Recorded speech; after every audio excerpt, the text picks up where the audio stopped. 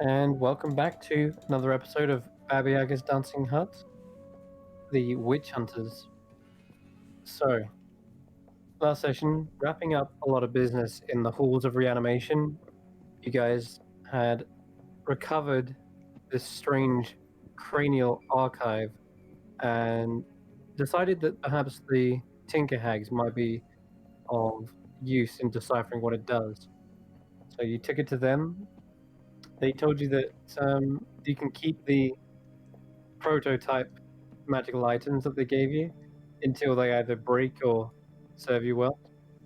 And they said they're also working on some other things, but you presented this archive to them, and they do know how to get the information out of it, but they would require someone to actually withstand the mental fortitude of what you got to endure.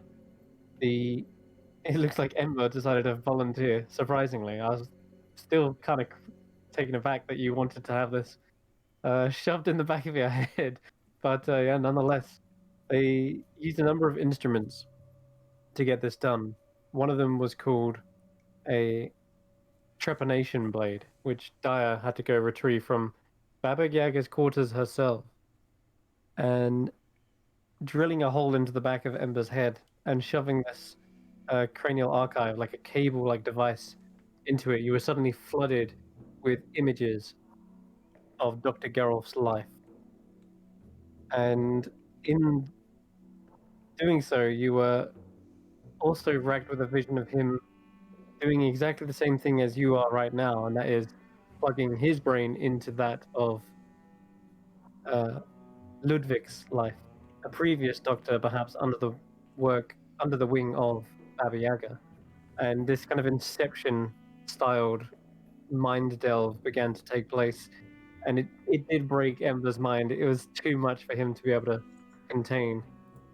But you did get flashing images of Grizz being deployed into the mountainous region of his homelands, and there you saw tests being conducted. It looks like Ludwig was stationed here with a number of other witches and were working on some sort of new creation, but these flashing images only told half the story, perhaps, before your mind was overloaded and you fell into an unconscious state. You try to wake him up, but he seems to be in a bit of a coma right now. Did I roll, see how long that would last? I think I did. No, I haven't yet. Okay, I'll do that now. Okay, so he's not waking up immediately, but you can see that there's blood dripping from, like, his ears, his nose. He definitely didn't look like he had a good trip. And the three Naya hags here, the Tinker hags, they've been like, oh dear. Well, it looks like he's taken a little nap. He can always try again another time. We've put a socket in the back of his head so we don't have to drill it again. But it looks like he needs time to rest before he tries that one again. Tanner looks concerned.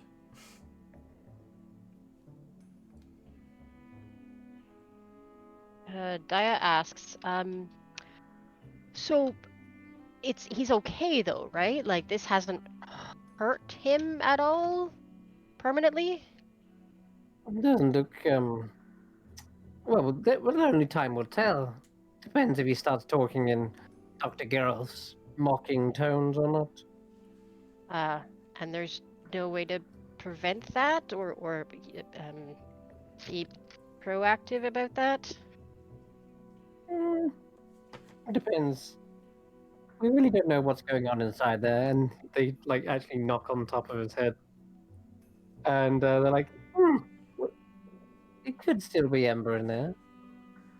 It's dangerous business, trying to merge minds with other things. Mm-hmm. I'm sure Kesserat could be more of an expert on this subject. Tesserask was the last one this happened to?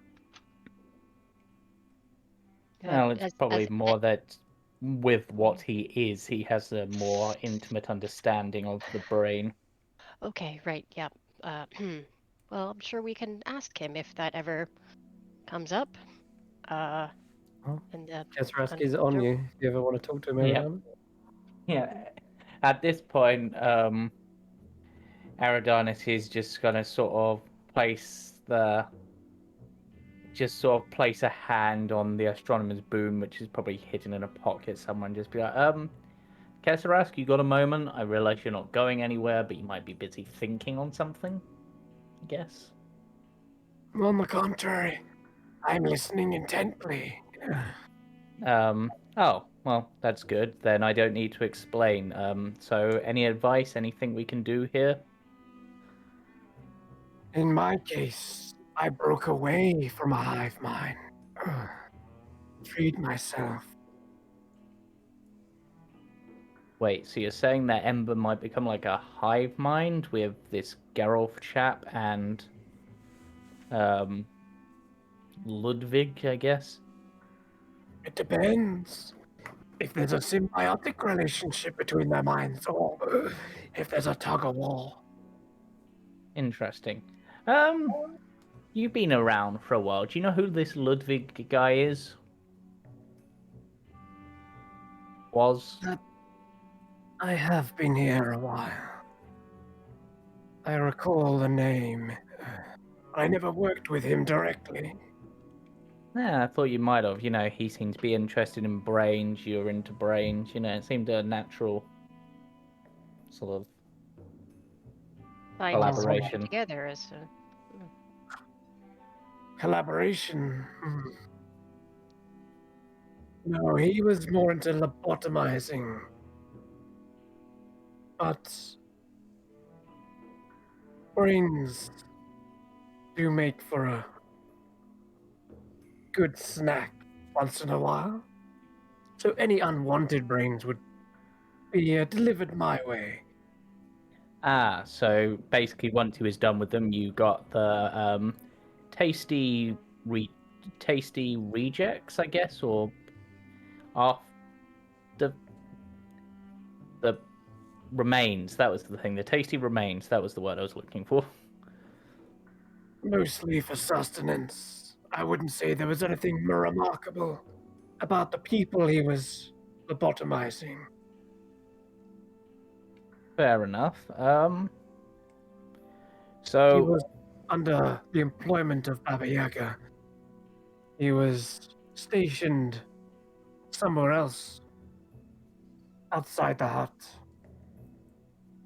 yes. But they did construct a laboratory for him here to return to. Right, and then I'm guessing he didn't return, and so that's why Geralt was allowed to take over, or something. Yes. Geralt Interesting. was the substitute. So, which situation is worse for us, the tug of war or the symbiotic relationship?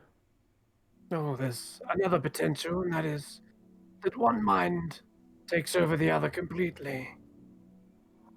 Which would be good if Ember is that, but just has like the skills and thoughts of the others. But if Geralt takes over, that's bad. Yes, precisely. And then I'm guessing symbiotic relationship is, honestly, that's a bit of a weird word, is kind of like he'd be able to like access it, but they sort of help each other. And then I tug would of war, they're imagine so. fighting for control. I would imagine so, yeah. How Okay. can we boost the likelihood of Ember coming out on top of this little Yeah. encounter? Yeah, is there a way we can help Ember, like, do better? Right now, it looks like nobody is the winner. But if you want your friend to wake up as himself, do you have any mind manipulation magic, or you're able to get in there whilst he's... Wait, what am I saying? You're surrounded by such individuals. The night hags. So you're saying we need the night hags to go into his mind to try to, or could they put us into the mind? Because obviously I don't like the idea of them going in there, and I doubt Ember would, but us going in there. It would be tricky to have someone like yourself enter.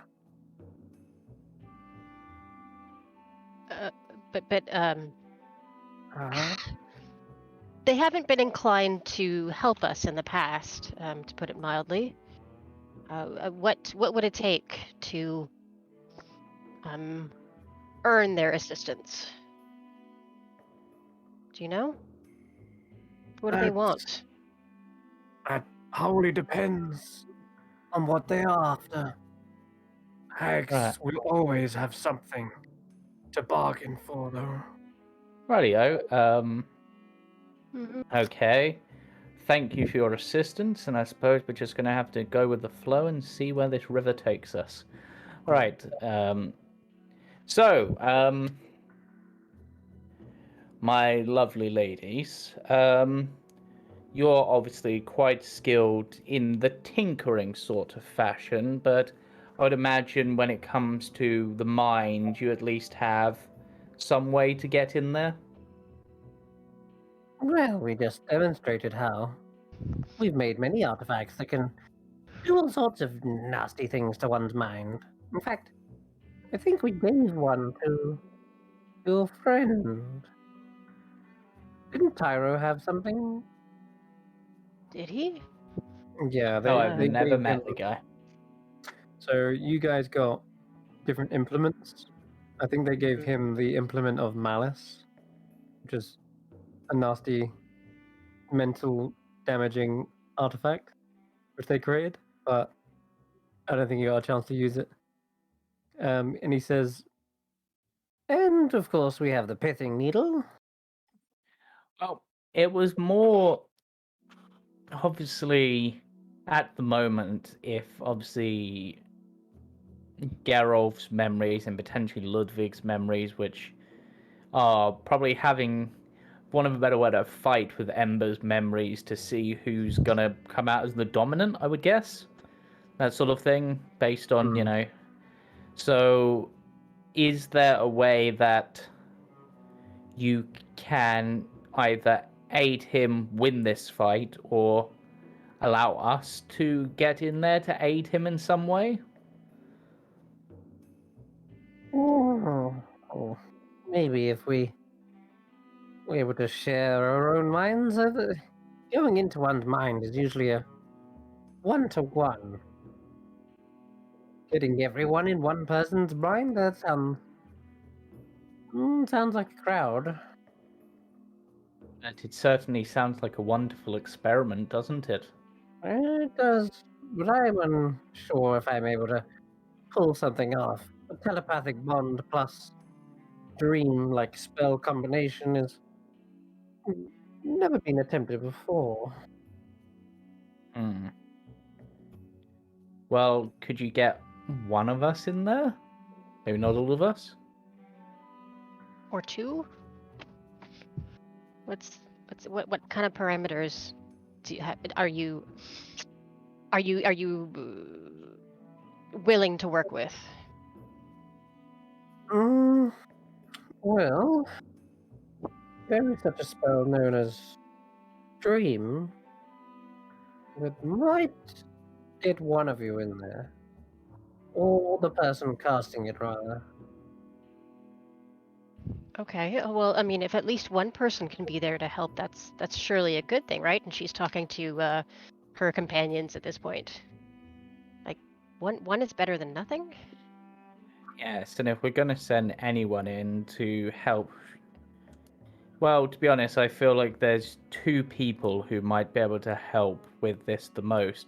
The first and most Tanner. obvious one is Tanner, because obviously the whole protection thing. And the second is me, because I could probably annoy him enough to help him maintain himself.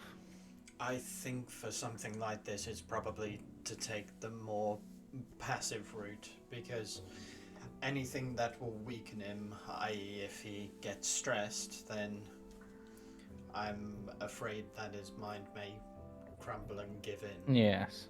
That's true. I mean, he trusts Tanner. He will accept Tanner and Yes. allow him to help. So can How do you feel about that, buddy? wait? Yeah, as a player, I got a few things that I can present to you. Why It would be like isn't Ember's mind if you want to work through it. It'd be kind of interesting. What's that on my spell list? I at least need to prepare. If Ember's mind is as wild as his, Magic. yeah, then I need to be prepared. Definitely. Does that mean a short rest or a long rest? How good are you? I'm pretty good. I was actually thinking more mentally. Oh, A you just drink, psych yourself perhaps. up because oh, please don't even ask. And she pulls out her little flask Oh yeah. of apple brandy. Just take a swig of that. Yeah, you'll. Yeah, I'll nick some of that back.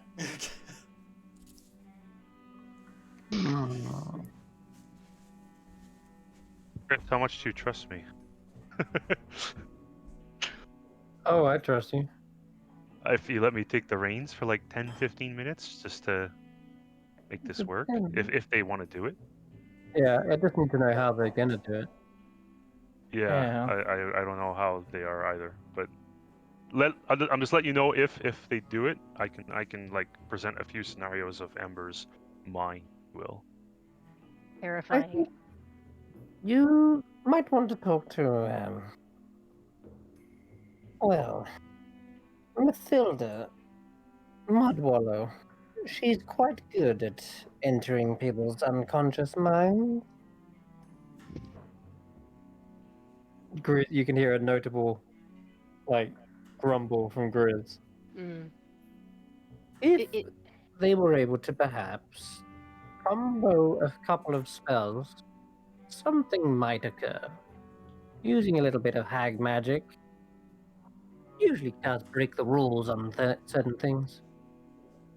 But a combination of Rary's telepathic bond plus a nightmare haunting might just do the trick. Very well. If it at least can keep Ember on our side, then All right. whatever needs to. Where do we find this Mathilda? Let's see. They usually hang around the library, but... Well, she could be anywhere since the Shadow Beast has been banished, and now knowing that a certain barbarian is hunting her, might be in hiding. Oh, excellent. Mm. Hmm. Can you can she be summoned? Is there like a bell or a intercom? I might be able to look her up, and you see that she goes over to a small crystal ball on the side of the workbench, Oh, and it that's might be one that exciting. looks like it's in progress, but nonetheless, she is able to quickly cast a spell on it. A spell using it rather, and let's just give her a wisdom save, I guess. Well, I rolled a natural 20. Yep, she definitely doesn't want to be found. Ah, That doesn't mean she can't be found. You'll have to do a little bit of snooping. Open a few doors that you haven't before, perhaps. She's got to be inside the hut. In fact, that's probably why this spell failed. Difficult to scry on things inside the walls. Well, once we have successfully helped Ember, we'll come back to help you with your neighbor problem that you mentioned. Of course, we want to do that as a group rather than just one or two of us. So, Yes, of course. So- I'm sure that you've still got the what's it? You had planned to use something, didn't you? And poison them. oh yeah, I get I was planning to use some of the liquid we got from Geralt's lab. Ah, that's right. The Viscous contagion vitae poison. Yeah, syringe. viscous vitae. Thank you. Yes. Yes, I still like that idea. Mhm. Yes. Speaking of ideas, I noticed you've got plenty of experimental stuff. Is there anything else that needs testing? I mean, I'm not testing anything for you at the moment, so if you need what I'd offer. As of right now, you could attempt to use the pithing needle in conjunction with entering his mind. The pithing needle is supposed to immobilize someone's thought pattern. Yeah. She brings out like a notebook and a description of what it does. Yeah. And I'll just give you the text for it so you can read it. Yep. Right, let's that shows me a blank page. That's probably. Oh wow, GM notes are working. Cool. All right, good. Let me just copy it into the actual text then, because before it wasn't secret, and now it is not secret. Let's go with just heading. Speaking of stuff that seems to be working, it seems to be actually taking into consideration armor finally as like equipped armor. Yeah, as long as it doesn't mess up my other imported tokens. Yeah. Because their AC went into the tens of thousands for some reason. Anyway, let's try now. See what happens. That show the text. Yeah, I can see it. Okay, cool. So you'd like us to use this medical implement as a weapon? Is that what you're asking? Yes. Okay. It's something we've used before, but it does seem we've used it on frogs to dissect them. But it can be used against spellcasters. Fascinating, right? Yes. So, name of a spell or limb to need a man. You basically whisper a command word to it, and in doing so, you can disable someone else's command word. Interesting. Or an incantation for a spell, as long as it has a verbal component.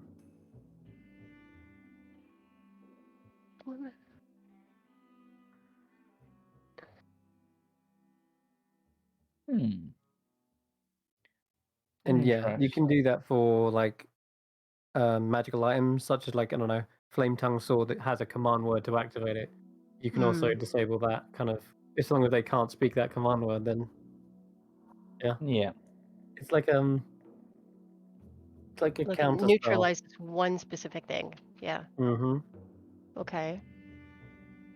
But they do have to. It does have to remain lodged in there. I noticed that. Yeah. Quite difficult to remove, though. It has little barbs on the end, as you can see. Yeah, it's a little bit creepy. But I can see the use for it as long as we're using it on a creature we don't intend to let survive. You might be able to use it in Ember's head. You see, after all, if Dr. Geralf is in a sort of tug of war, and you slammed this into his head and spoke the word Geralf, then potentially he can never come to light. He can never come to thought. And if he can't manifest himself as a thought, he can't take over the mind. Just my thinking, anyway. But this needle would have to be in our friend's head for the rest of his life? Depends. If the thing is immobilized, and you go inside that mind, well, it might be at your whim. You could go in there and get rid of it completely. Let's see. I look to the others. That maybe a plan B? Yes. I'm a little not sure about that. Sounds very, very risky. But we can try it. Well, hey, we'll try it. Whatever. All right. then in that case, she goes over to the table, unlocks one of the drawers, and then pulls it out and hands. Who's gonna have it? I mean, I guess I'll take it. Someone who's good at a melee spell attack. Well, a melee attack would be good. Says, I'm need someone with a either good either firm me or hand." Grizz would be probably best for melee attacks. Yeah. All right, I'll take it. All right then. And she's. Okay. Hmm. Oh, let me just drag it onto your sheet for you. Thank you. Pithing needle. What does pithing mean? That's a good question.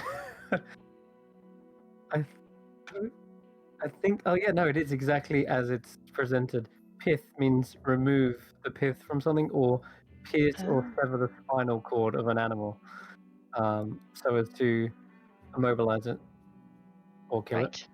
Okay. Cool. Like it's a natural scientific thing. That Okay. description Yeah. is like an actual legit thing. But yeah, so they actually describe the best place to shove it is probably into the back of one's neck, in the nape of the neck. Oh, that I can do, no problem. No Yes. worries. This isn't designed to kill, so Well, I mean, you did say that removing it will, well, inserting it can destroy the Paralyzed. brain.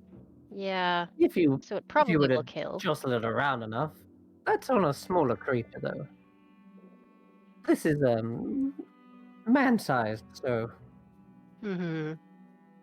just be careful where you stab it. Yeah. I'm sure that in the middle of combat, as I'm fighting against an unwilling target, it will be super easy to do this very delicately. I mean, you're very precise, Dyer. I have faith in you. I have excellent dexterity, yes. Brain surgery skills, little bit of a novice, but we'll, yeah. And because it is a There's needle some weapon, people who won't require quite as much finesse. But I'll well, if I will say it is a finesse weapon as well. Might as well be Yeah. because it's a small needle. yeah. Right. It's going to require such things. In that case, Imagine a rogue sneak attack with it. That'd be mad. Yeah. right. Everything. Tanner, do you want to, I guess, carry Ember whilst we look for this Mathilda? Of course. Mm. I'll yeet him over my shoulder. Okay. Right, Over the shoulder we go. now, where haven't you guys been? Because you've been. Are there any doors you haven't opened before that you can think of? Let's see. There are a couple of doors in the library, I think, that we haven't tried. if Maybe from she's- the big Imaginarium, the big hall with the statues. I'm sure there's a couple of doors we haven't tried in that one. Well, if we start in the library, as that's a place she's known to frequent, that might be a good place to spread out from. Agreed. Yeah, it's close by too. And if Daruka has gone back to the library after the Shadow Beast is done, he may have some information if she's a frequent customer or. I mean, are you a customer if you rent books from a library? I don't know if that's quite. A Yeah. patron? Patron. That's probably a better word. Mm-hmm. Still getting used to language. It's weird. Oh. Okay, so you go up into the library. You check around. Doesn't seem like there is any people sitting down reading, but by the help desk, you do find a certain Daruka. He's sitting there. It looks like he's trying to get his things back in order. He's getting comfy, and he says, "Ah, welcome back, everyone. Oh dear, your friend doesn't look well." Yes, What's the matter? he's currently in deep thought, and in order to help, we need to find Mathilda. Have you seen her recently? Well, she hasn't taken a book out in a while, but she does normally. Well, she has her own little spot over there, and he directs you to the north side of the library. and there is kind of a silk-looking sofa. Gonna drag your tokens over there real quick. Do you know what she was reading last time she was took out a book? Let's see here.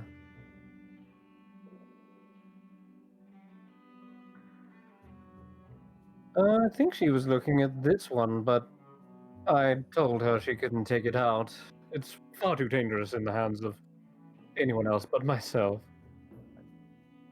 It's an old, ancient tome I keep locked away here.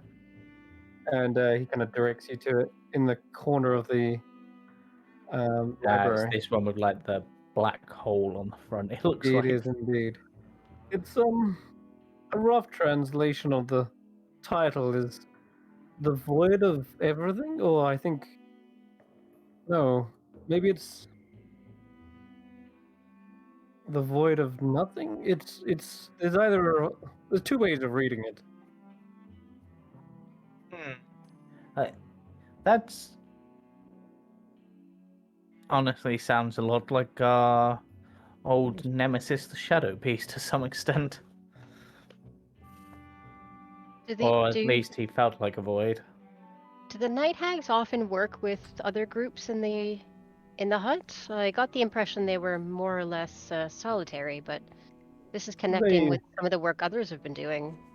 They have little cliques, is what I would say. It is. Here we go. The knowledge of the void. Le connaissance de void. No, I don't really speak this language, but it could be translated as the void of knowledge, which is a terrible thing. I wouldn't want to lose all my books. Wait, the void of knowledge or knowledge of the void? Because those are quite different concepts. Precisely there, and I'm quite skeptical. That's why I don't let people look into this one. What language is it written in, if you don't mind me asking? I believe it's Abyssal. Not one that I speak either. I keep the term firmly locked. I can only just at some of the bookmarks that are hidden here. Do you have any concept of what's the contents of this book? Well, this is one of Baba Yaga's, and she instructed me that it was a dangerous tome, and that only a master of the arcane should be able to delve into it. That hasn't stopped other hags from trying to point their little noses inside, but Matilda Modwell is an ambitious hag. No doubt she's trying to hone her craft. But honestly, this thing remains a mystery. Chained shut. And no, I don't think you can picklock it, but and nor are you welcome to try. Regardless, no, I wasn't going to. Whatever the thing is, it's not for the general public, and that's what Mathilda was last looking at. Fair enough. So it seems she is very ambitious. What is she usually researching? I mean, recently. Not this specific book, but just in general. What's her area of interest? Her specialty? A specialty? She's taken out a number of books on horrific ways to, I would say, manipulate, maybe torture others. She's not a nice one. Yeah. Very few people in this hut are nice, I find. Well, a compliment to you, of course. Nice isn't always a good thing. Others are nice compared to her. That's how I put it. Okay. She's probably the worst of the bunch. Oh, good. Well, that's useful information. She usually hangs out with Rotten Ethel, Droldy Toe Stealer. They're an odd mishmash. Misfits, I would say, those lot.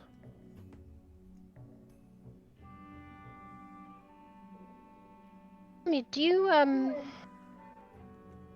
I don't suppose you would know what sort of thing she's interested to trade for, favors and such. Ooh, We're hoping to ask for her assistance with something. you want to make a bargain with her? I doubt many or people would want to work with her, but a simple trade rather than a bargain with strings, hopefully. Not a contract. But if there's an item we can deliver or a service we can provide,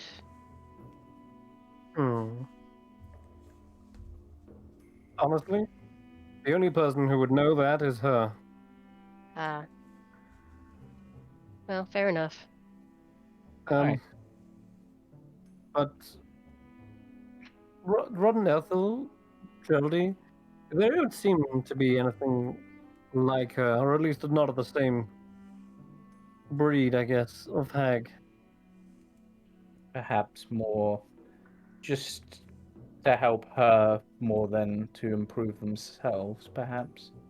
There was a bit of a vicious rumor going around, and he kind of like gets closer to like just earshot. He says, it's rumored that Mathilda was once part of a coven of night hags, and that I think she may have.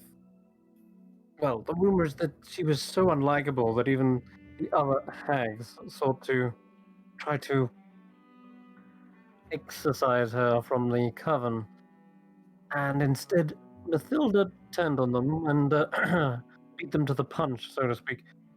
Ended up killing off the rest of her coven, and as such, no other night hags have ever worked with her before. Interesting.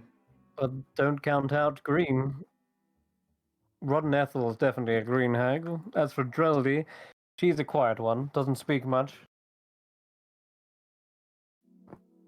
Couldn't tell you what her game is.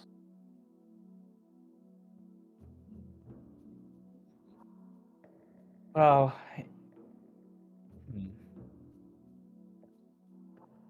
oh, I suppose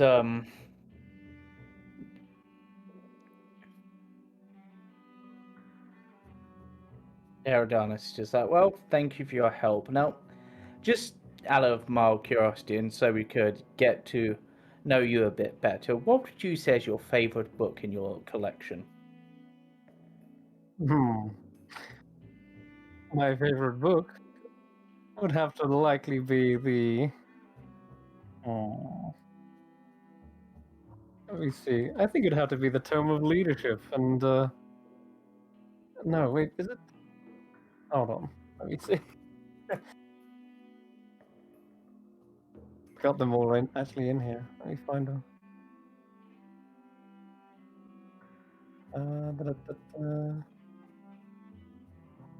Oh, yeah, here we go. It's the Tome of. Yes, it is the Tome of Leadership. The Tome of Leadership and Influence. Oh, one of the best reads ever. Certainly sounds like a very worthwhile book. He brings up a minor illusion of it and shows you this masterpiece. That is a lovely looking book, though. What is that? That is a sorcerer's wet dream, is what that is. That is a bard's wet dream, and I know. That's a shiny. That is. Look at the 4 elements too, eh? That's also Fire, a earth, rogue's water, wet wind. dream. Yeah. Rogue. Fuck Yeah, the he could rogues. sell it. Fuck yeah.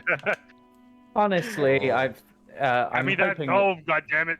I'm hoping the contents are a bit better. It looks a bit gaudy for my taste, but. Oh, I assure you, it's a remarkable little find. You will likely have to wait a little while before you can read it again, though. Really? Has someone got it at the moment? Let me see. I'm gonna roll this for you then, as this is normally what someone would roll to see if they can find it in here. But I'll just do Israel for you instead. Yes, indeed. If you roll for story. Because I know, Let's see. I know exactly where that book was. You got proficiency.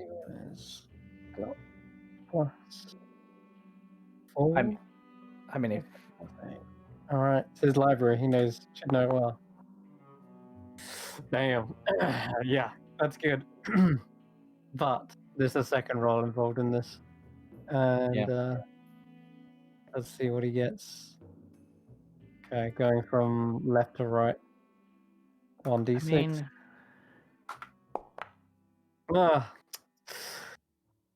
I'm afraid it is currently being taken out at the moment by a Stelia, I believe.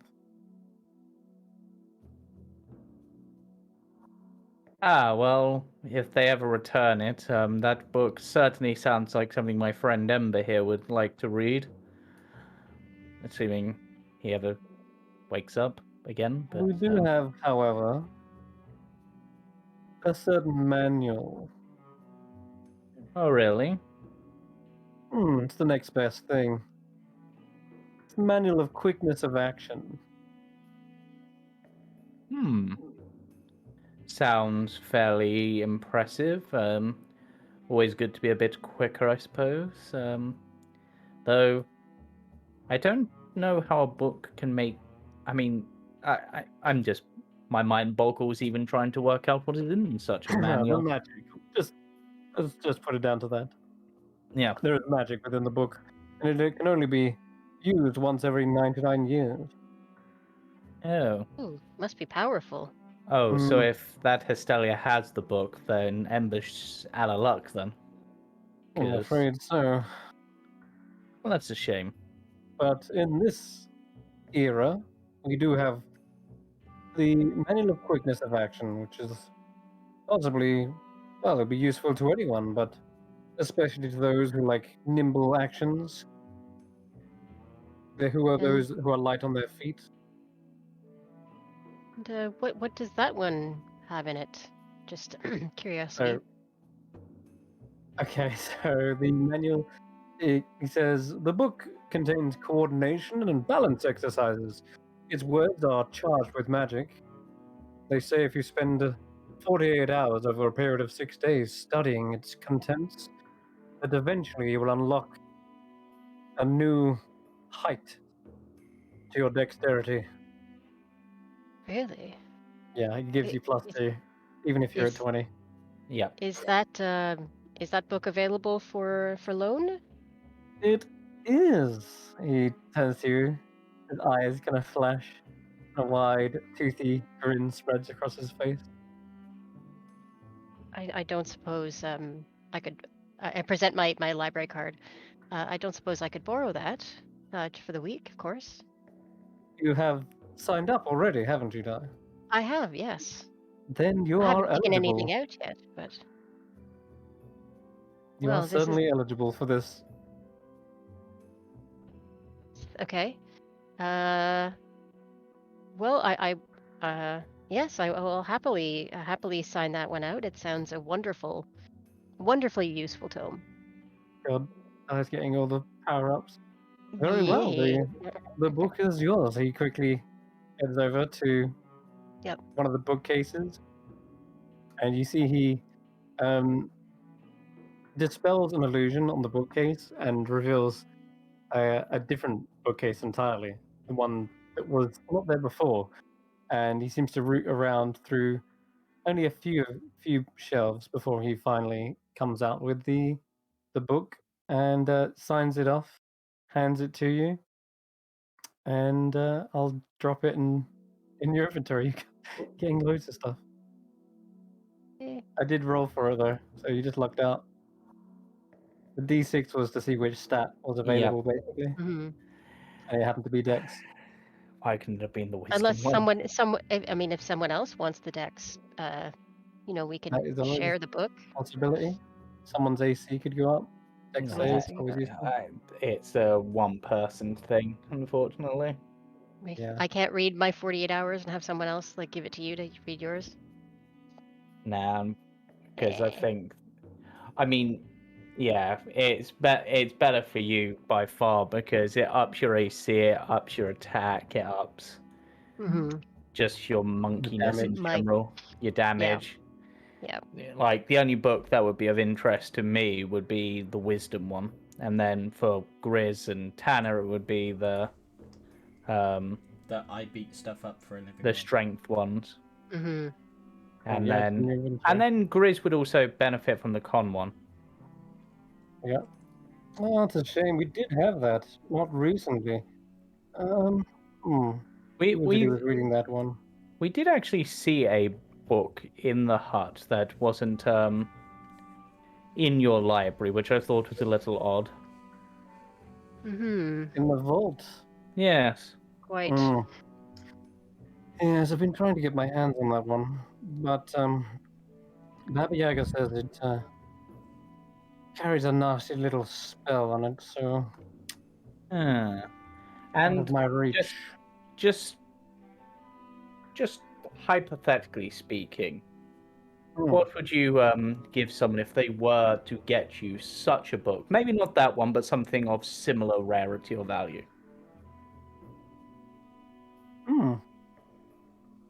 I would be in their debt, certainly. Interesting. Do you know of any knowledge? I could maybe even offer a handy spell or two if it's nothing too drastic, but Okay, I will keep that in mind. Then I'm just gonna ask because Eridanis is just that sort of helpful guy, and it's just like, do you have a list of books you're particularly after at the moment? I might. I'm not saying I'm going to definitely get them, but if I spot them, I'll see if I can pick them up. Always, my friend. I have a little list right here. This is currently ones that I'm missing from either ones I need to use to complete collections, or they are simply ones that are not available through the normal acquisitions. Mm-hmm. Like they just haven't come in. Let's see. So he does have a bizarre list of books. Yeah. Here we go. Is this going to be the same list that Yeah, Hestelia was given? Of course it is. So wait, will that screw Hestelia over if Eridanis hands one of them over because then she hasn't fulfilled her end? My previous acquisition has failed, so I guess it comes down to you now. Fair enough. Well, I'm not making any promises, but I shall keep my eyes and ears open. After all, I mean, some of them might be in the Feywild. It's possible, and that's where I come from. And then, and honestly, with this lot, we could end up anywhere these days. Okay, I found it. So we have books to acquire. We have Tang's Ritual Book of Healing Hoodoo. There's the Intricacies of High Society.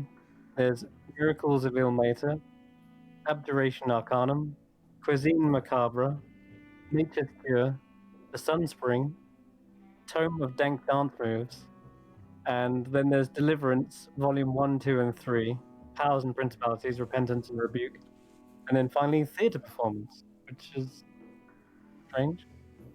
I think it's by a certain author. Well, those are certainly an interesting list of books. Indeed. If you do come by them, yes. Yes. I'll be happy to offer what services I can. In fact, it's actually quite advantageous having a favor from me, but... Yeah. Honestly, I'm quite interested in the Tome of Dank Dance Moves myself. That just sounds like a riveting read. It is. You smiled.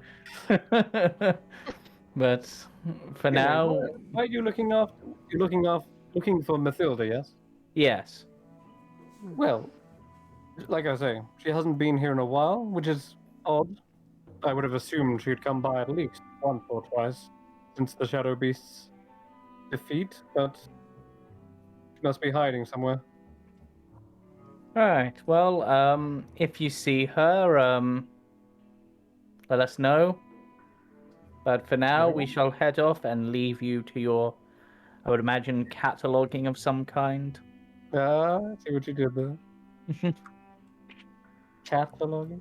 Anyway, Not an intentional pun, but I appreciate it. just picks up Ember again. All right, Yeah. where are we going to next? I believe we were going to some room of statues because there were some doors off of that one. I think you said you hadn't looked into. There were a couple places there. It just occurred to me spontaneously. The minions' quarters as well. I think might be a location where she might have retired. Certainly quarters. possible, and maybe if they haven't, then maybe some of the minions there might have seen her. True. Yeah. Right. Excellent place to look. To the minions' quarters. Lead the way, Dyer.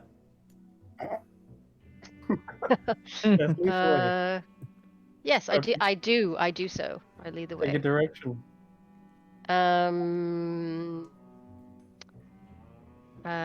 Minions' quarters. Wait. I know where the middle servant quarters are, like where Tuck had his room. Is that where we're going? Or somewhere else? I think it's that room where we ended up before, and there was like the, I want to say Nagpurs and the red caps and some other stuff as well. What, the garden? No, there was a room with like beds in, and there was just loads of like random little monsters. Like, and I think the red caps were there, the Nagpurs were there. Oh, the servants' quarters. Yeah, that one. Yeah. I don't remember where that is. That's why I was like, lead the way, Dyer. Minions' quarters. If we can get there through, through Daruka's room, through the fountain, or through the Bone Museum. So. Well, there's a way to the Bone Museum over here. So if we go south, then actually we could have gone north out of the library, and it somehow still ended up leading here. But whatever, and then go down the stairs. Okay, down here. And that should take us to the Bone Museum, if our notes are correct. Actually, there's a door here. Have we been in this door? Or, oh no, wait, that's the Tinker Hags. It's just in tiny writing. Yeah. Okay then. So heading through this way, the stairs. You will end up in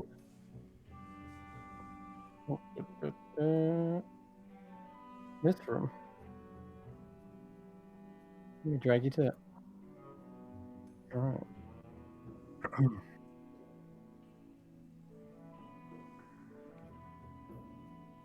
So you remember the room where the Manticore was? The Manticore, the Phoenix. On that big pile of gold. There's a where the entrances to the Feywild was. In that room, one of the doors leads to the minion quarters. This may on not your be on my ping. Oh yes. So wait. So did we just have to go out a different door from, because these are the divination chambers, the thing, you right? just come up this set of stairs, and this is the Bone Museum. Do you enter in? Yeah. This way? This way. Okay, you're gonna cross through the portal room. We are gonna cross through the portal room. Yeah. And there are no dangers. Have you been down? Have you been down here as a group? So there's like a little thing there. You haven't, no. No.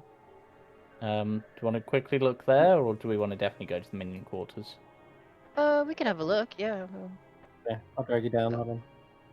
So there's a set of stairs in a spiral leading down. You've just come up. So wherever these go, they must go to a lower level. We want to quickly check that out, as you've not been that way, whereas we know we've definitely been to the minion quarters. Sure. Alright. Herodonis will just quickly, jog down the stairs and have a look at the bottom, see where it is, where it ends up. Alright, so you just kind of, peep down, see where it leads to. Yeah. Oh, is that the one that goes to the wine cellar? It does indeed. I have it on my notes that there's a door that goes to the wine cellar. Correct. Okay. It goes exactly to the wine cellar. Okay. And that's exactly the room where you fought the huge barrel mimic creature. Yes. Right. Okay. And So you can hear the tinkering of glasses down here, and then you can hear the dusting of the floor, and you can hear. Oh boy. Some baby turd, I think.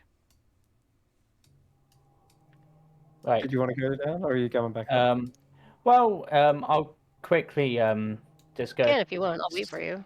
Snug. Oh, hello. Just not meaning to disturb you from your work, but you haven't Yes. seen Mathilda anywhere, have you? No. She's not seen her in a while, actually. She hasn't left the hut, has she? I've not seen her leave. No. Okay. Well, if you see her, let us know, but don't let her know we're looking for her. Oh, okay.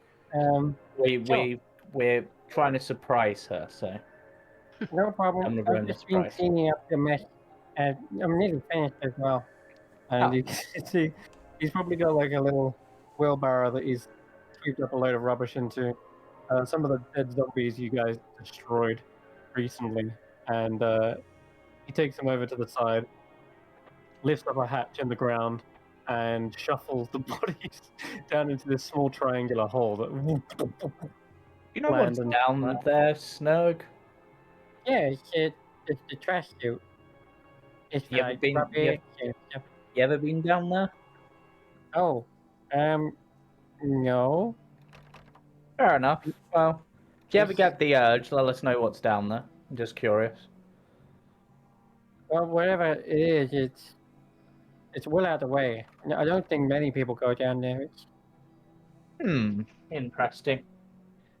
It almost sounds like the ideal place for someone to hide, but anyway, I'm off for Hide? now. Got to go find the others. Yes. Are you playing hide and seek? Can I Maybe. play? Yes. Oh, okay. Well, am I seeking or hiding? You're seeking, and currently the only one we need to find is Mathilda. Oh, okay. Nice. Do you have do you have a way around the hut that you could check for her? Yeah, You'd be a I can lay great down person to have on the tripwires, team. Oh, Tripwires Yeah. would be kind of funny, yeah. but that she might be. can't go into the ethereal plane, so that's a bit tricky. Do you Oh. have ethereal webbing? No, I'm not a face spider. My cousin is, but yeah, he never told me how to do it. What's You your know what kind of cousin's name? treats she likes? I mean, if we were to lure her out with some bait, is there a particular food or drink? Food. I know Rotten Apple likes apples, and she's part of her coven. Right. If you want to go down that route, Yeah. trap the kitchen. Actually, there is one other person that What have I not got? that we're looking for. Though if we don't find her, it's not like we lose the game, but she's playing, but she's playing on some special rules. If you see Lady Mora anywhere, that would be great. Oh yeah. Okay, sure. I'll keep an eye out. Yeah. Yeah. But for now, I shall leave you to your cleaning and your seeking, and Oh, maybe next time, providing you're not too busy with your duties, you can do the hiding instead. yeah. Oh, wait. Hiding. Come to think of it, if I wanted to hide somewhere, it could be down there, but no, because no one ever goes down there. But, might be dangerous. He shrugs. Or I would find a way to get to the ethereal plane. Because then only the Night House could find me. Interesting. Well, I shall keep that in mind for the future. Okay. Thank you for your help, Snug. And what's your cousin's name? My cousin? Yeah. Let me think. I think they call themselves Loaf or something. Did you just say loaf? Yeah, I think that's what they call themselves anyway. Anyway, see you later. Carlos just sort of pauses. He's just sort of digesting that information because I would imagine if anybody in the world has probably heard that name, and it's just like, particularly someone whose former life was as someone from the Feydark, and it's just like, Well, not dealing with your cousin anytime soon. Bye. all right. Right. Yep.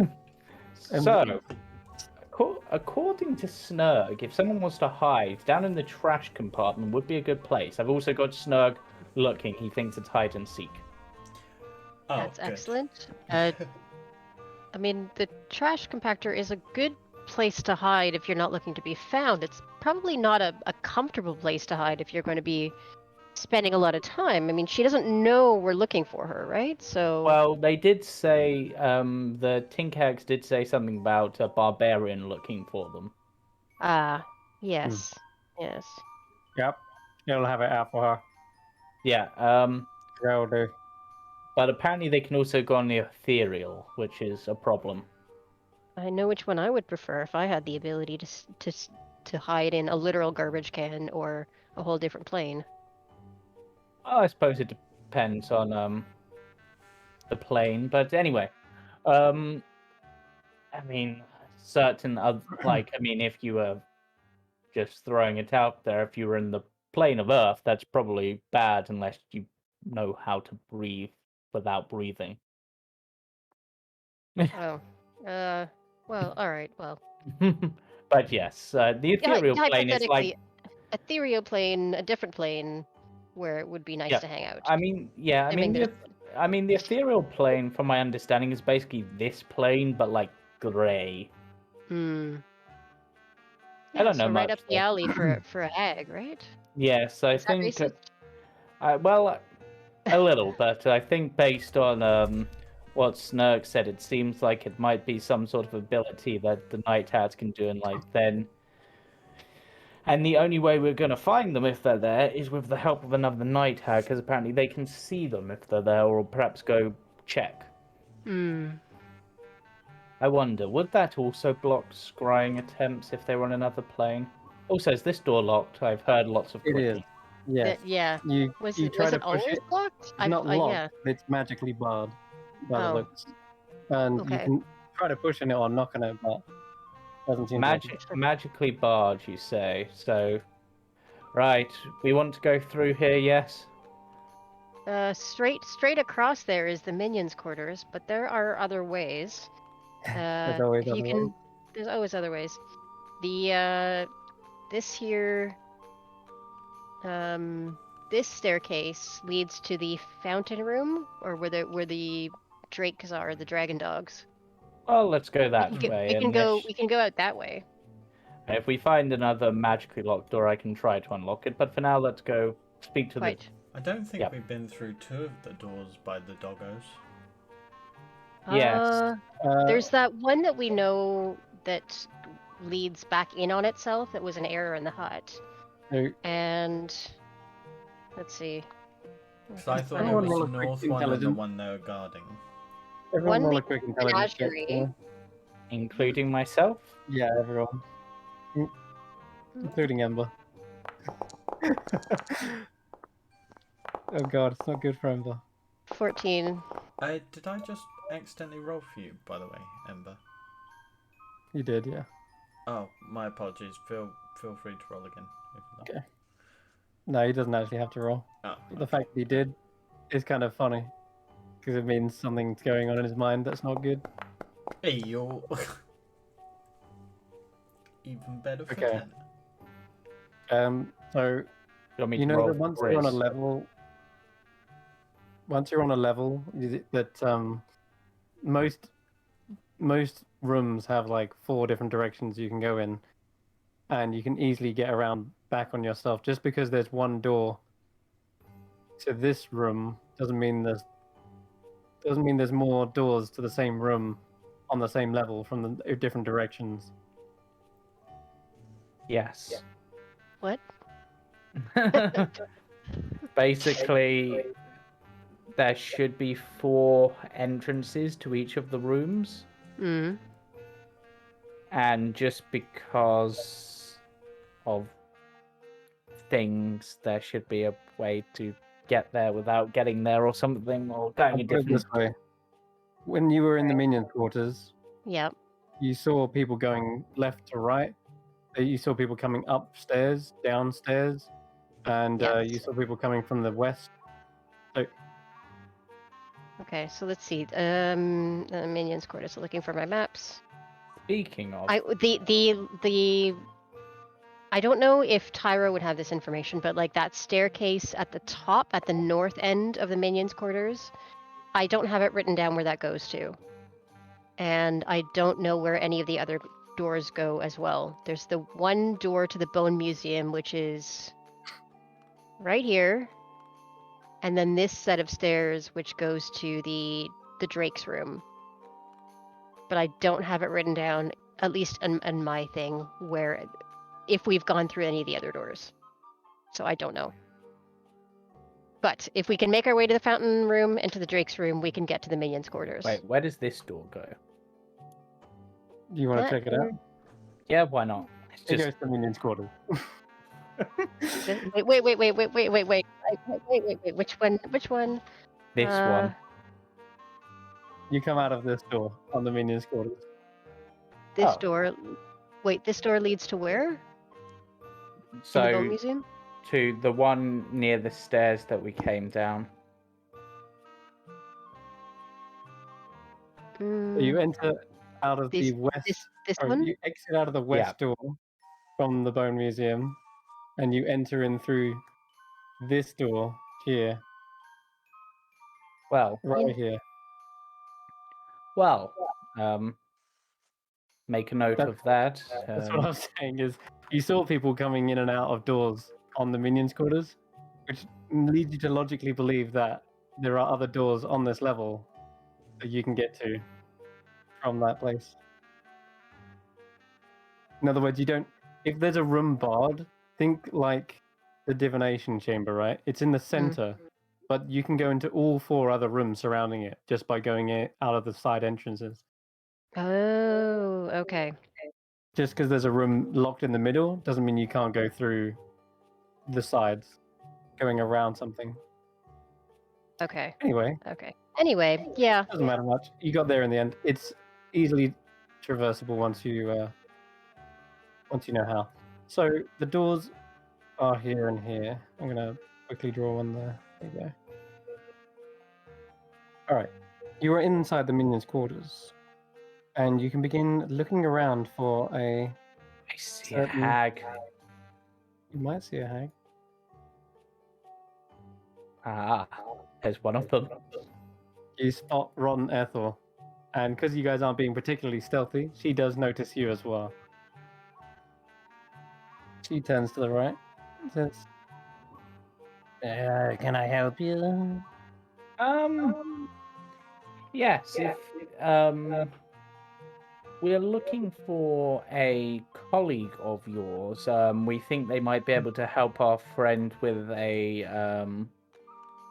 well, they think they might be able to help us save our friend's mind from, well, being taken over by someone else's mind. So we're looking for Mathilda, if she's available. Yes, last time you were looking for her, it was to crack her skull open. Hello, Grizz. Well, that's not why I'm looking for her. If anything, we're looking for her to crack. We're looking for someone to crack open Ember's brain, but from like a magical perspective, like so that we can get in there to help him.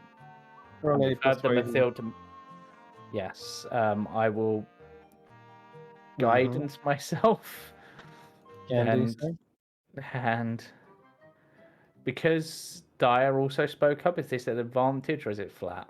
I'm gonna say flat because, literally, like she says, last time you were looking for, it wasn't a good thing. Haha, 19. 19. She pulls out something from her stitched pocket, and she holds it out and says, "I'll tell you where she is.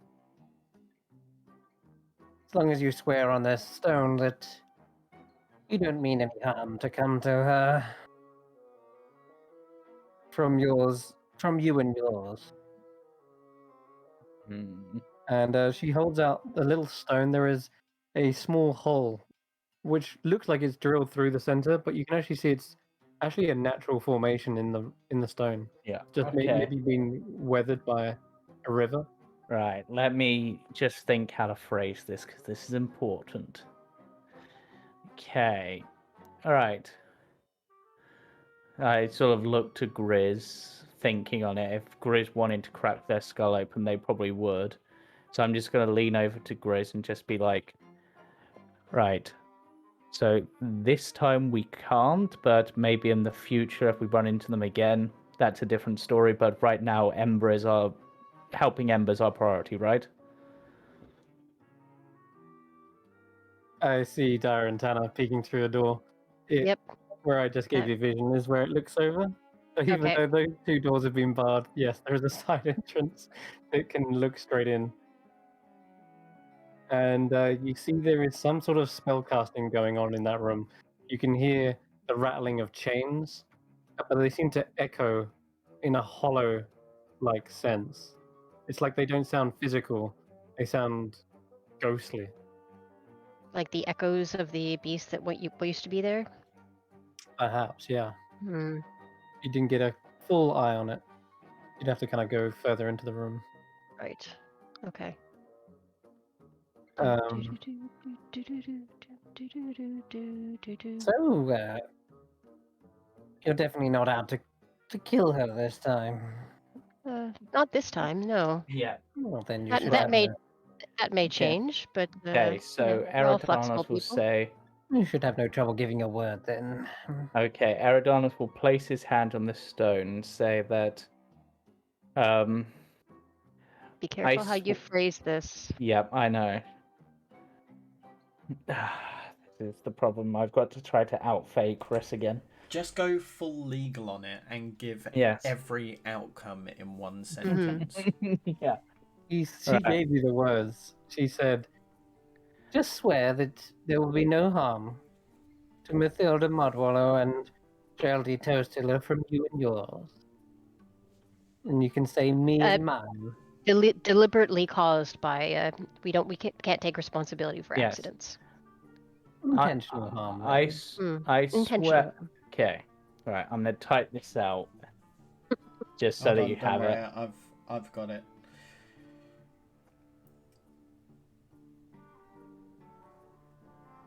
Wait, 2 seconds.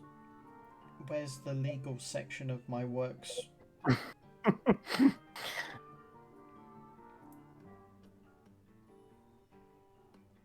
Don't worry, you're not casting a spell. Just getting a word. That's what you think, bitch. Don't flatter me.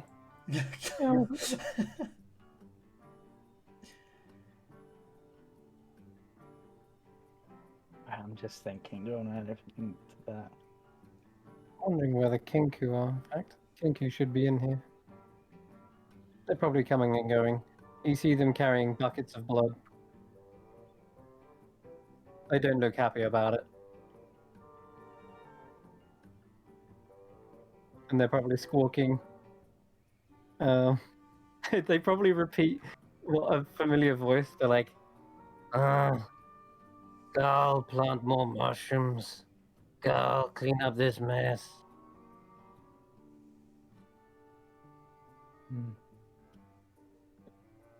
Yeah, looks like they've been roped into doing Garl's jobs as well. Here we go.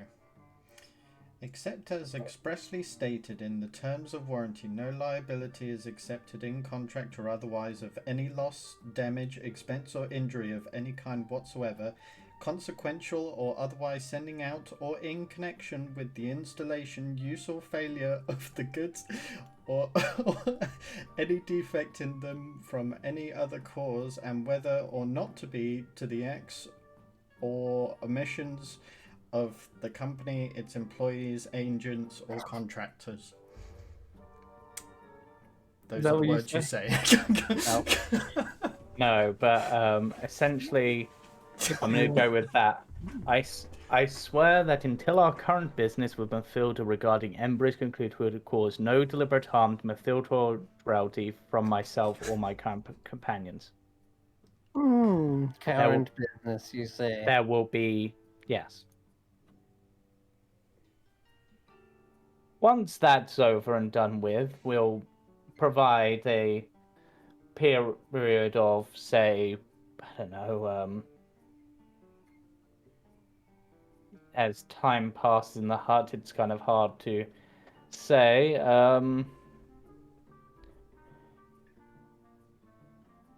We will,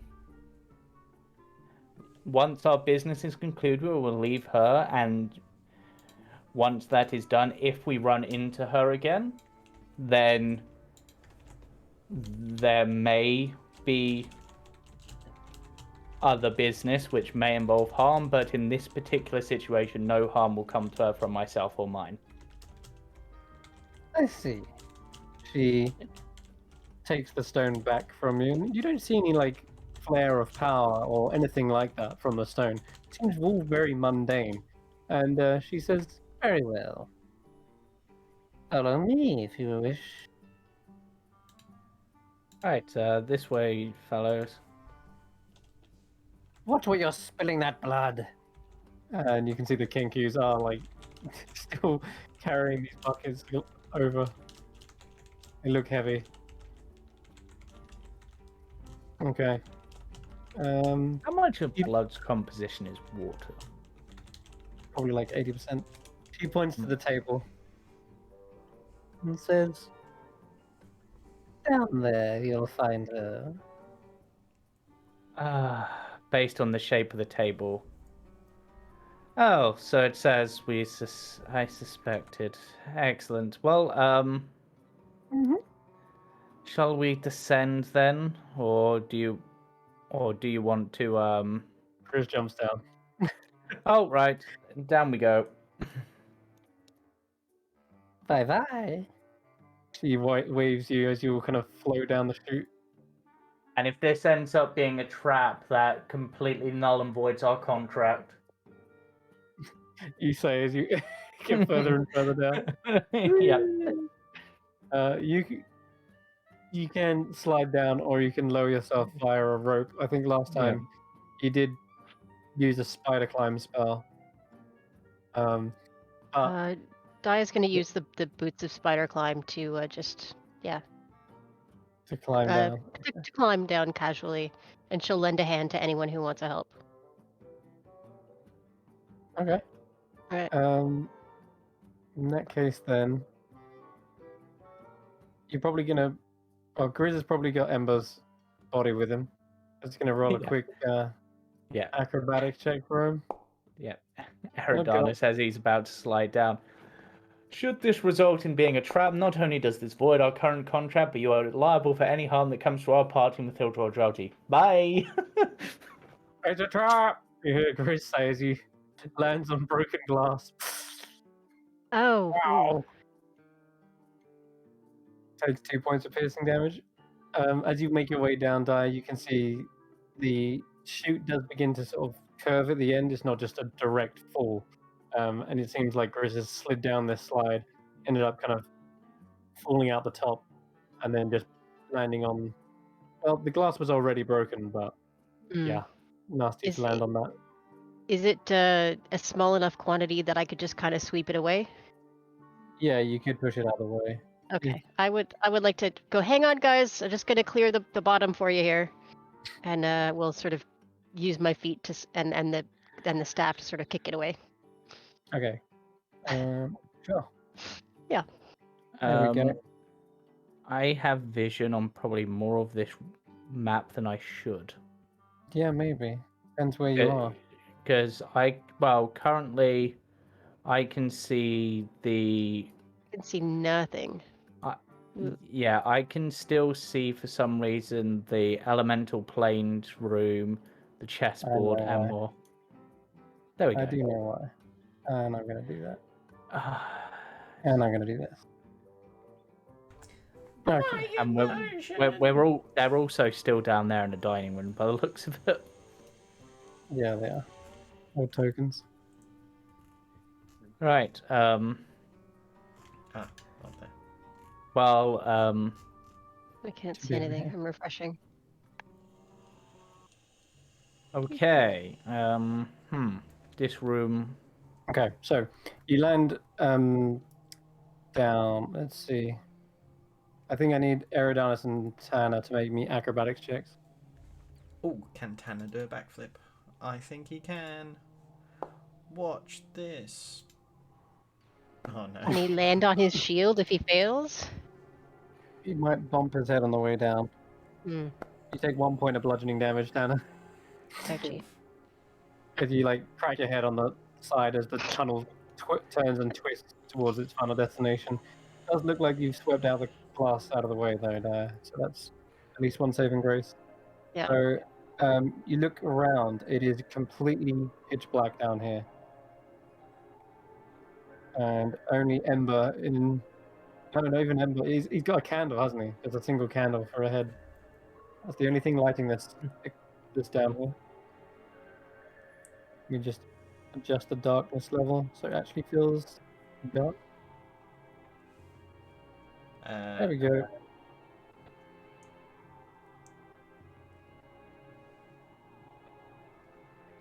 There's a broken up barrel in the side of one of this kind of trapezoid chamber. You can see the chamber is also split into 3 different triangles by grooves along the floor. Along the walls, there are on each wall there seems to be 2 handholds, and they must be handholds because they're about that height, it seems. As in grooves to climb, or no, like a slot, like a rectangular slot in the wall, but they're all level with each other at about waist height. And yes, Grizz and Tara have been here before, and they put their hands in there and they clamped down, and that allowed them to lift the wall and move it.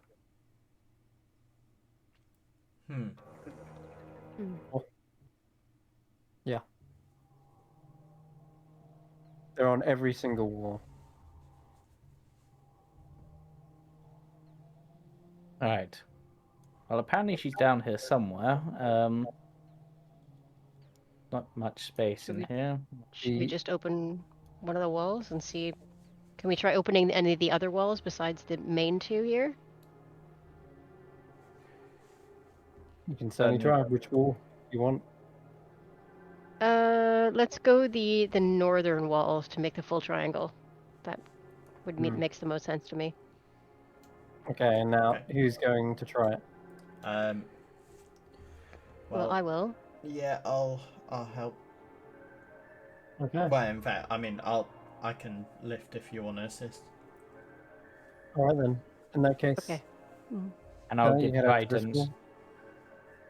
Okay. And you can both give me, oh sorry, Tana, just advantage with strength, athletics. Yes, boss. As soon as you put your hands into the grooves, they clamp down.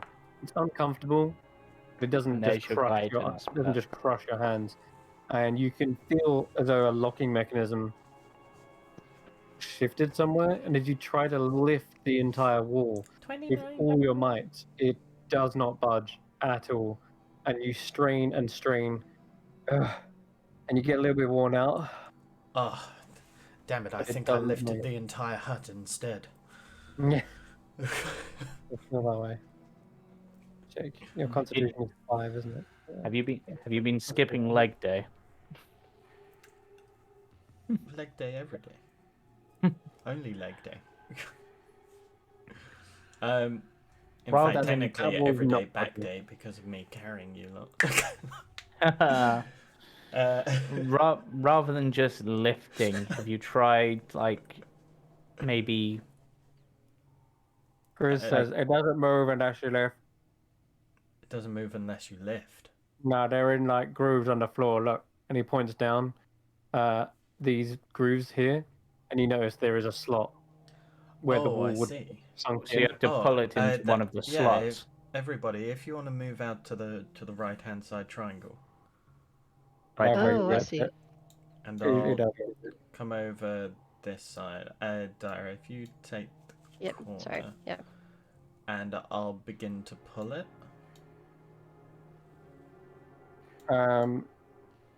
It does not budge at all in the slightest. Once again, I push it. Does it need two people? it does require two people. In fact, as you go over to the clamp, you see it doesn't. It seems to unclamp after a while, but doesn't seem like you're pushing, pulling, or even lifting this wall. Okay. But So- if we try and pull it down this way, Nope, doesn't move. And we you try can and see it push. sunk into the floor. You're not going to be able to push or pull it when it's sunk into the floor. It And you've already tried lifting it, and it didn't budge. it might be that maybe you need to move one of the other walls in order to move that one. Yeah, Ember says it as well. Okay, so move like this wall. Okay, Maybe the one. Anna, And you can try that wall. pull it this way. So you can't pull it until it's lifted up. Is what Bruce says. Okay. Oh, So lift You it gotta up. lift. You gotta lift it up first. okay, I'll lift it up first. It takes Okay, two people. It does. Because the clamps assisting me are- again, Di? The Yeah, clamps I'm are in- literally where you're standing there, and Tanner and Di, you both feel the clamps go down. You begin to lift with all your strength, and it still doesn't budge. This time, Tanner, you're getting a sweat on. Okay. Hmm. Maybe it's this one because it's sort of and Try- it pulls and fills that angle. Maybe. I'll try that then. Might as well try. Yeah. Alright. One at a time. How do you look like? Get a bit No, exhausted. I'm fine. I'm fine. All right. He backs away. Give me another strength athletics check with advantage. You are slowly getting One. worse. It's the dice are Alright. reflecting it. This time, you feel the entire wall lift up, and you're pretty much carrying an entire, like, what is it, 15-foot wall with Dire right now. It is incredibly heavy. Hey, But you feel it's like loose, and that you could maybe move it now. And it's out of the groove on the floor. I will Where do you try push it. Yeah. Push it Okay, forward. trying pushing it. Push it that, real good. that will begin to push it. Let me check how this would. My God, it's been a while since I've done this. Oh man. Okay, yeah, that works. No, I Wow. reckon Geraldine's like super dench. They're secretly like your typical like anime like old man, like they take their robes off and they just like super Yeah. dixie Yeah. swole like Master Roshi or Oh God. I know. Muscle Hag. Yeah. All right. Right, 1 second. nice. You managed to Okay. move the wall. Excellent. It is pushing forward, yeah. And what it reveals is once I get it all working. It's been a while. Okay. And that one. Put that there. Cool. Okay. Let me move it into place. So when you push it, it pushes into place on Dire's side. So the hinge is on your side, Tanner.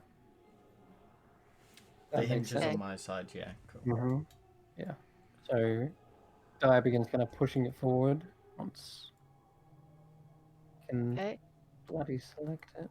Oh, there we go. Cool. Woohoo. Let me move that there. Let me change this here. Okay, cool. Oh boy, wait a minute. Another thing. Yep, okay, I see it.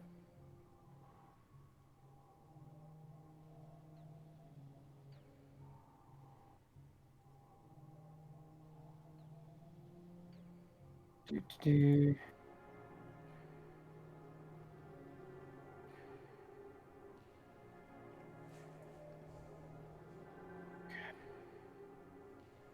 All right, there we go. Cool. We got there in the end. As you push it forward, you see another triangular, well, diamond sort of shaped room ahead of you. I see weapons. You do see a broken sword just being sheared, and as you push open this door, there is a stench that kind of fills the air. It is of rotten flesh. Grizz, did you What's fart again? about? No, I'm back here. Eridanis is going to lean down and look at the sword and see if he can see what sheared it. Yeah, sure. You can roll an investigation check. And I will guide myself because why would I not? You should go and guide yourself. Yeah, okay. Cool. Where's the door gone? That's the question. Pushed it that way. Yeah, so this is the door you pushed. So it's kind of gone from this direction, and now it sits here. Cool. Yeah, that's right. Cool. You have no idea, but it looks completely cleanly like sheared. Oh wait, yeah, it got 13. Yeah, no idea. It clearly wasn't magic though. Otherwise, that thing wouldn't have snapped so easily. Do you want to take the broken sword? Maybe drop it off to Vaughn, you know. Hmm. Melt Yeah, it down. no, Maybe. I'll take it. Might as well. Yeah. All right. Sure. Put a broken sword in your inventory. Okay. I'll add it to mine. Just figure. And everyone can roll a perception check as well. Yeah, those I'm better at. Wow. You were And saying? he's showing me up. Ooh, 15 only. Okay, nice. Tanner, you can hear something as you've just got up to this wall right here. You're closest to the sound of that as well. Okay. You hear this kind of gnawing sound, and you can hear bone as well, kind of being chewed on and splintering, coming from this wall that you're standing next to. The wall's a mimic. Kill it. Goes you first.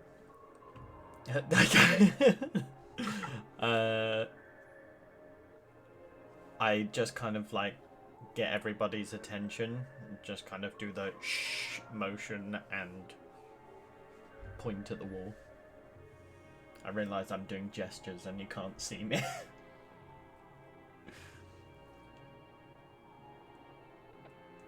Okay. Are you gonna push the wall open or just wait? I can. Okay, I'll come behind you and back you up.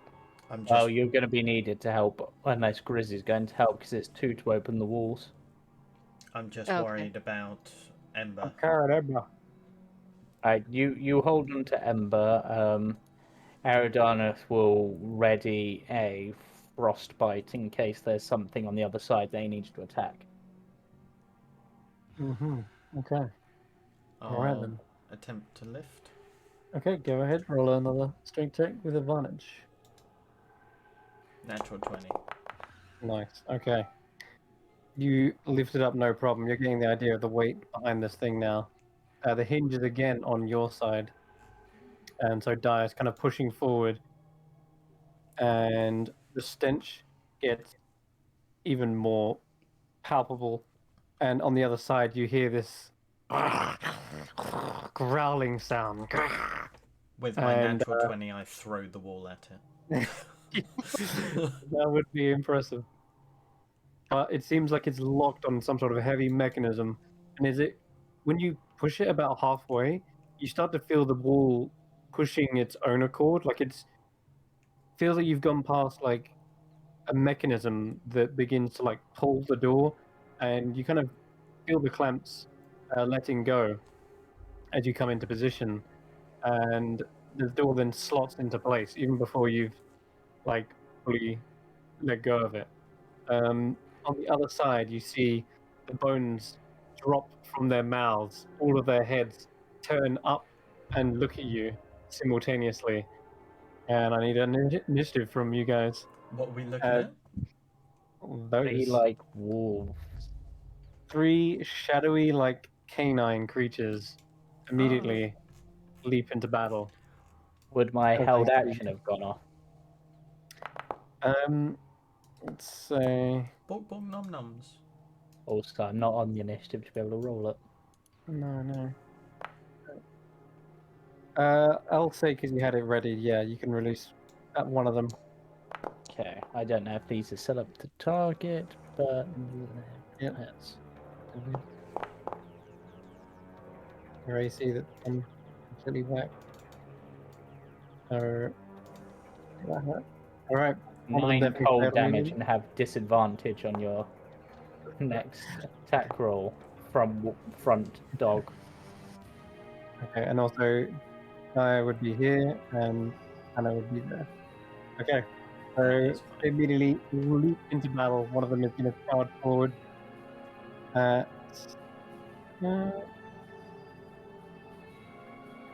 yeah, we'll go for the other nearest target. Mm-hmm. Protection. Leaps forward. Hold on Yeah. a second. Power of the shield compels you. Got a better idea. It wasn't going to attack.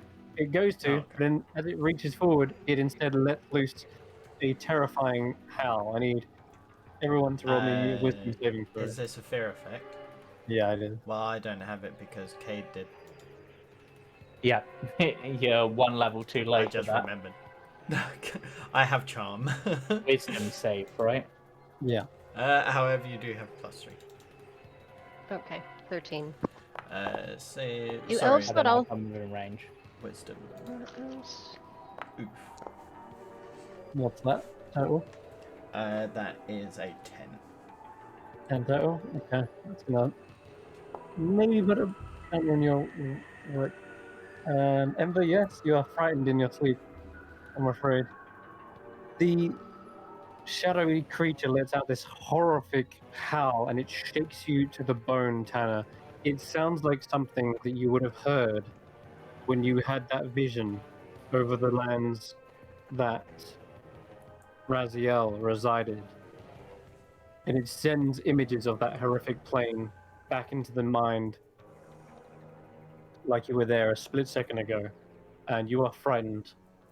Everyone else succeeds. But it's only against that one, isn't it? It is, yeah. Mm. But let's see here. Grizz is up. Straight after that. Hold on, Emma. I'm gonna pull you down for a moment. Right there. And he's gonna rush into battle. I'm gonna rage. He's gonna like half rage, semi rage. And he's just gonna try and get a chop on the same thing that you hacked up. That should be reckless. But I want do it again.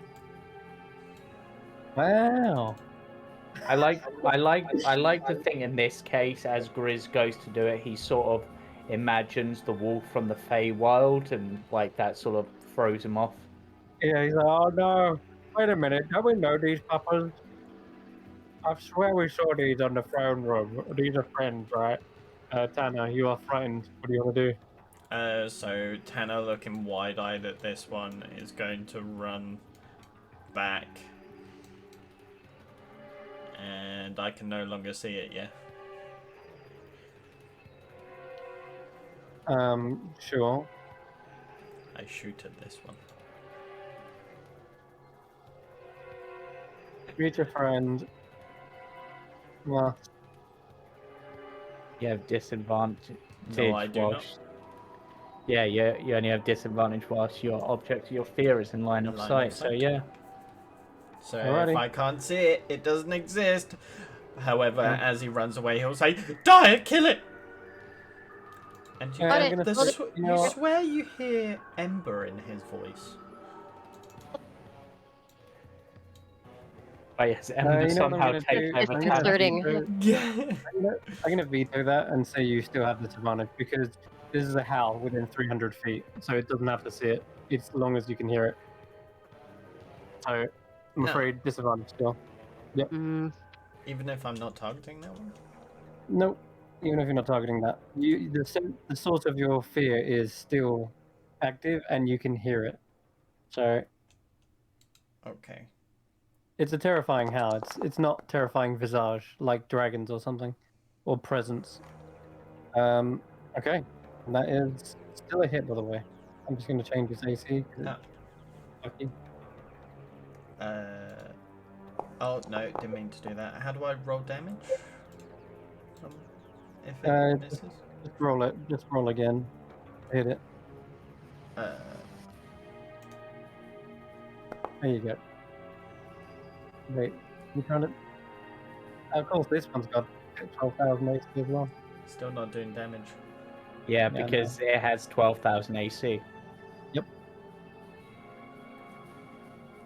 I haven't had that problem I yet. didn't set it up that way. Just want to throw that out there. But the okay. recent update to the modules fucked everything. So There we go. 6 points damage. half the battle is always against the mods. All right. 6 Hey, points of damage. wouldn't it be 2 D10? Because we're Ah, at yes. you're above 5th, so you need to do another D10. 9. Okay. All right. There we go. It's taking the correct amount of damage. It is suddenly hit by In the that thing. case, I'm not gonna move then. Sure. The creature doesn't look like it just set alight. It looks like the flame kind of passes out as it enters into its body. It is Eridanus' go. Alright, Eridanus, seeing that this one howled and is made of shadows, let's quite literally light it up. Hopefully. Guiding bolt. Oh boy. Yeah, that'll actually hit it. How much damage? 2 radiant damage. So it doesn't seem super effective or anything like that, but it does definitely hit it hard. It This also creature's got- means that Di can hit it hard on her turn because it's next to her. Yeah, even harder. Let's kind of shrill howl. Dire, your turn. mhm. Doing anything else though, Eridanus? Bonus action, I'll just shillelagh my court stuff. Okay, cool. Just so it's there if I need it. Okay. I'm gonna go after the guy who's right in front of me. 15 to hit. 15 is a hit, yeah. It is a hit. Okay, so 9 points of damage, and to whack it again, 26. Nice. Another 9.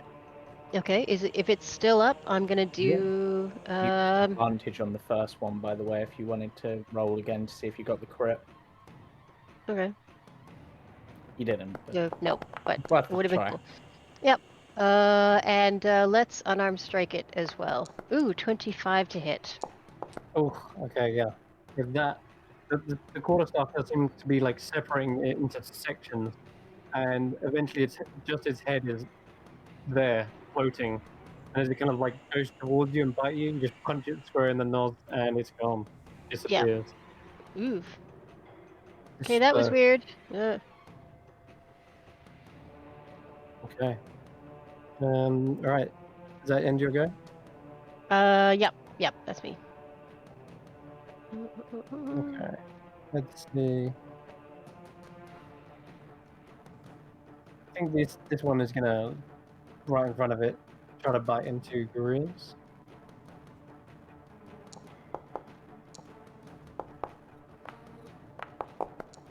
Ooh. Oh wait, I've got advantage because you're reckless. Didn't help him much. There we go. Okay, that's a hit. You can see it tearing shadowy canines into his leg. And he just needs to make a quick strength check, which he succeeds. and the other one goes around behind it, flanking Grizz. And looks like he's going to take the brunt of both. Yep, he takes another 8 points. He's taken 17 damage. Ow! Kill 'em! They're not good papas. Okay. Ember is still unconscious. Gonna be back to Grizz. Tanner, this time the source of your fear is definitely dead. Oh, okay. They're probably all going to be dead in a very, very short amount of time. Especially when Grizz crits. It's your turn, Tanner. Oof. Just as you peer around the corner, this one It's separates only into doing one pieces. attack. Yeah, he wants Tanner to get the last. So now I'll charge in and bring my sword round.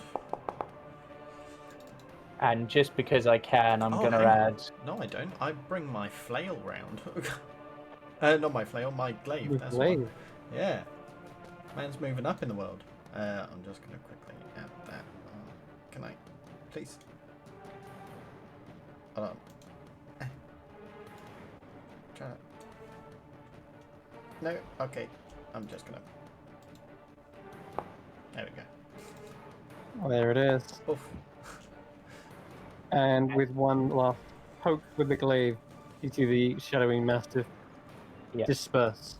Realize it's not needed, but purely for flavor, Eridanus is just going to use the Knight ability to add 1d4 radiant damage, so Tanner has like that radiant slash. But he's not going to reveal that he did it, so he's just like Tanner to hopefully make Tanner think like it's his own divine like holiness like coming into the blow. Yeah. Cool. Yeah, there's a little flash of light illuminates in the corner a skeletal remains of some dead adventurer. His sack has been torn open as well. No, his backpack, I mean. God damn it. There's contents spilled out across the ground.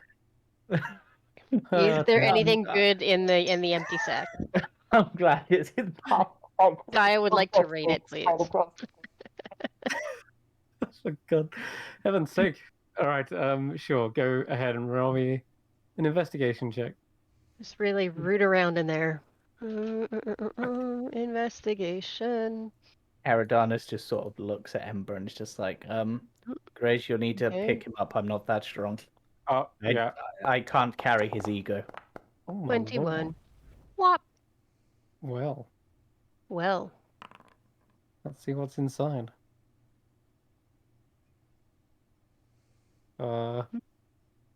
That one's useless to us. I'm gonna roll again. Ancient robed.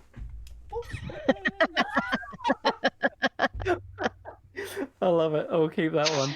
Okay. Yeah, you can see there are torn sections of a robe inside the book. Inside the backpack. It doesn't look like the Mastiffs were interested in anything bookish, so they tossed that aside. There's a couple of torn pages from it, but you do see a book, which is still perhaps clutched in one of the hands. It says, "How to Become a Lich in 4 Easy Steps." Okay, I'll be like, ooh, I wonder if Daruka has that one already. Yeah, I wonder if he does. You can pop that into your book inventory. But other than that, this guy definitely died at the hands of these creatures. You can see claw marks and wounds all over him. Oh, where the broken bones. This guy did not have a pleasant death. I flipped through the book. He was only on step 2. Yeah, shame. Well, shall we keep going?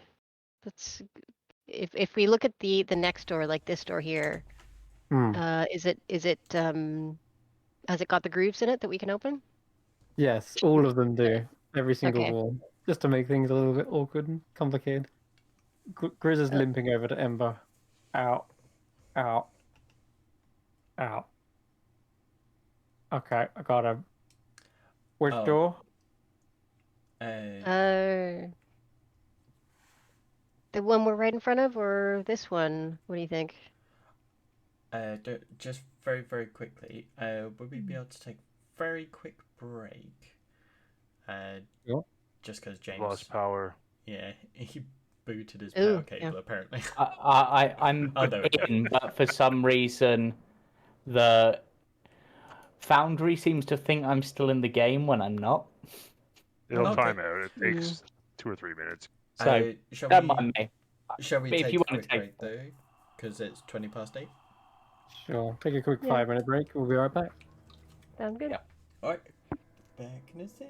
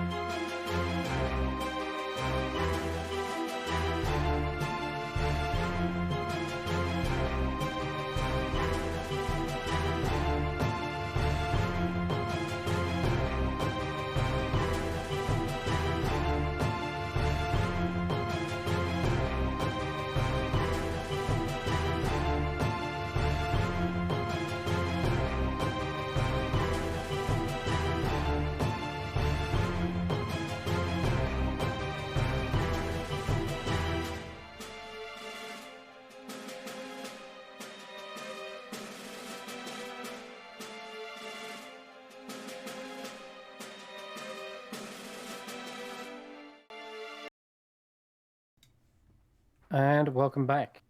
All right, the party are looking over the remains of this long dead wizard, you would assume, given the torn robes and tome on how to become a lich. So, as you look around, it's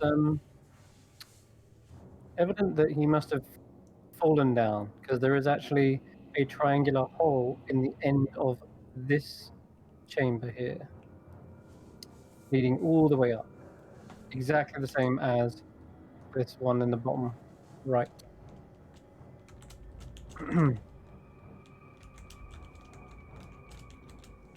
So there's a triangle hole.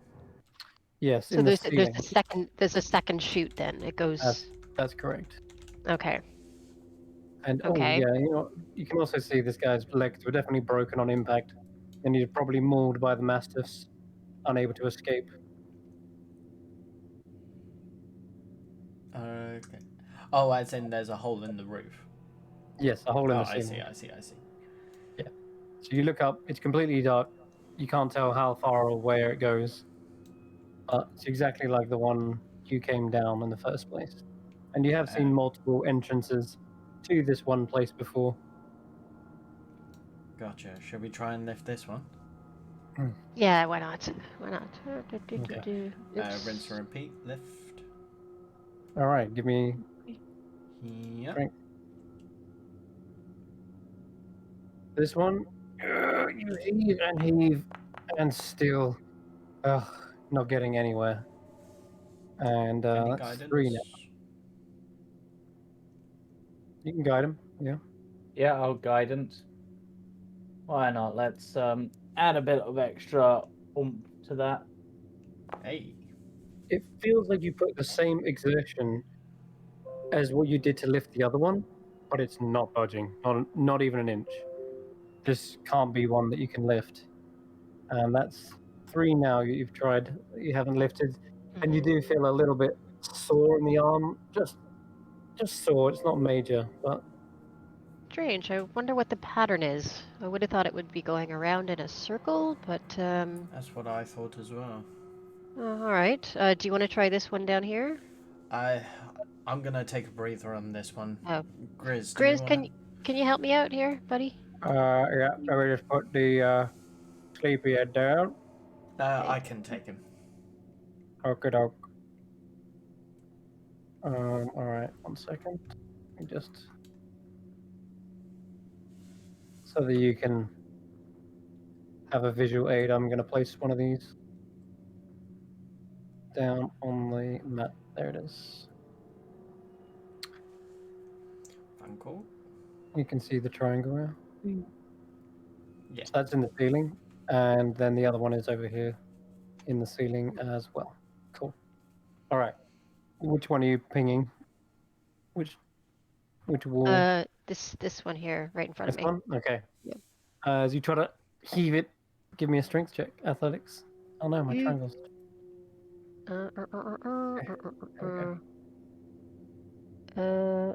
Check. Okay. So I'm gonna roll that with advantage because, yeah. Nice. Because Very Grizz is nice. helping. Nice. Okay. Which You I'm... are 100% confident that this thing is not going to move. It is completely solid, although it has the clamps in the wall. And also, this one you've already lifted this one. this This one you one? can lift, and you can feel it. Oh, but you this is can't this push one. it. This is the one that was here. Okay. Yeah. Now, okay, never mind. I thought it you would push swing that the other forward. way. Maybe we You can feel it lift up, smaller. but you can't push it any forward. You could probably drag it back if you wanted. If you wanted Yeah. to close this up. No, I don't really. Okay. All right. No What problem about then. what about one of these that we haven't tried before? Either this one or this one. Okay. I'll give you for the natural 20. This one doesn't budge either. Alrighty. Grizz up top. Okay. He's gonna help give you advantage. Oh wait, really? You know what? You help me with this one. I'll help you. You take the Okay. heavy end. Here it comes. No. Wait. And he's got advantage. Wait a second. That's better. Wait, no. Marginally better. It doesn't budge. PC is only lifting with one hand by the looks, but yeah, don't go anywhere. Sorry, Dar. Okay. Well, if it goes round in a circle, what about the one This near one- where we started? I wonder, did we not try that one? I guess we didn't. No, we didn't try this one. Okay. Okay.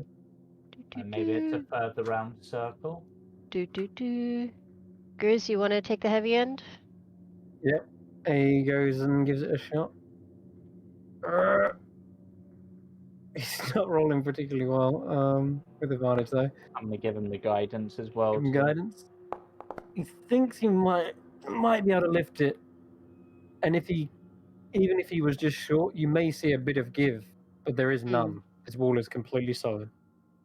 Okay. What about these ones? Well, we tried this one for certain. Yeah, you try that one. This one is a no-go. This one is a no-go. Did we try the ones at the bottom? We tried one of the ones at the bottom, but we didn't try the other one.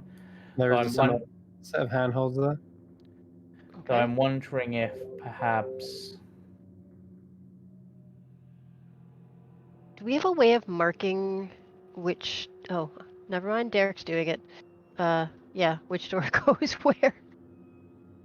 Yeah, I'll say, Have we Aerodonus. tried this one? I don't think No. so. No. Can we try that one after? Yeah, Yep. give it a go. Have your guidance as well. Let's add a bit of gas. That is a struggle. No. And he goes over to this one, and he will try it with this. Hey, that time, 20 with your guidance. Yep. And it lifts up, but it doesn't just lift up this one. It feels like incredibly heavy. It feels like he's lifting up more than just one. He's like, oh, this one is particularly heavy, but I do have it. Try...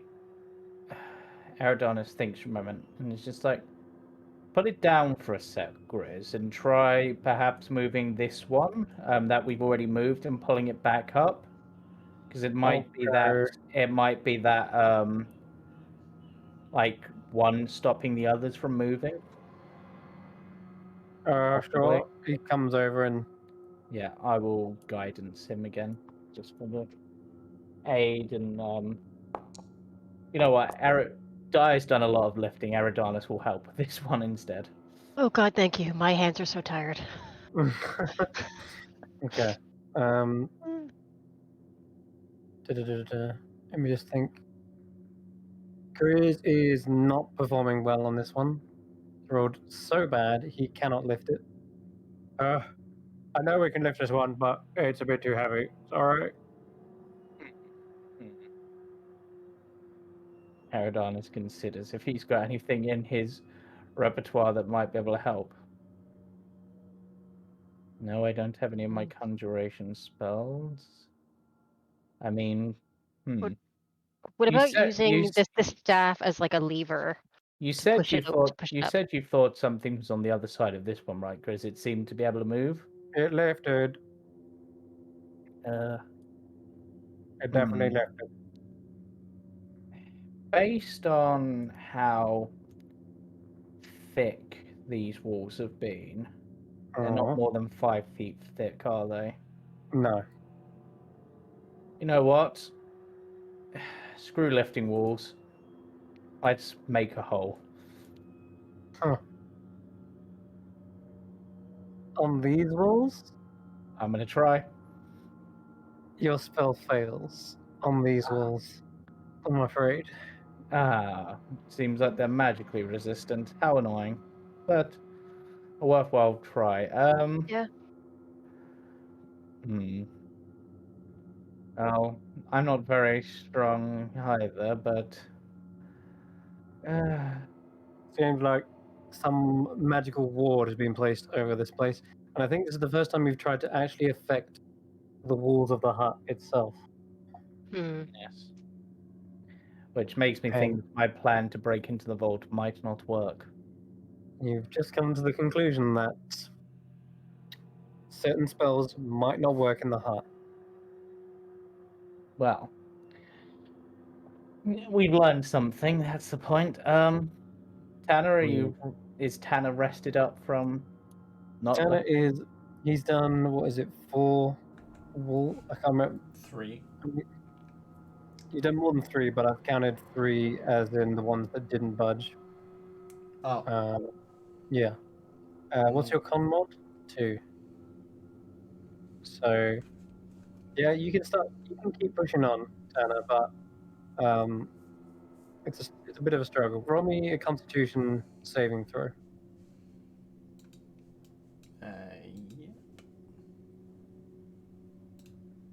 Yeah. Yeah, you're fine. The ache is just where you pulled it a little bit. You should be okay. Doesn't hamper you or anything. It's just a slight pain. In order to aid Tanner with this, I'm going to use shape water to shape some water, and then I'm just going to cool it down to sort of just like cold compress. Okay. Soothe the muscle and stuff a little. Oh, thank you. Or would it be warm compress that you need? Maybe. With Tanner and Grizz working together, I'm going to say the DC's lower because this is the 2 strongest characters working together. And I'll guidance them. And you can guidance them. All right. Do you want Grizz to roll, or do you want to roll, Tanner? I can roll. Go ahead.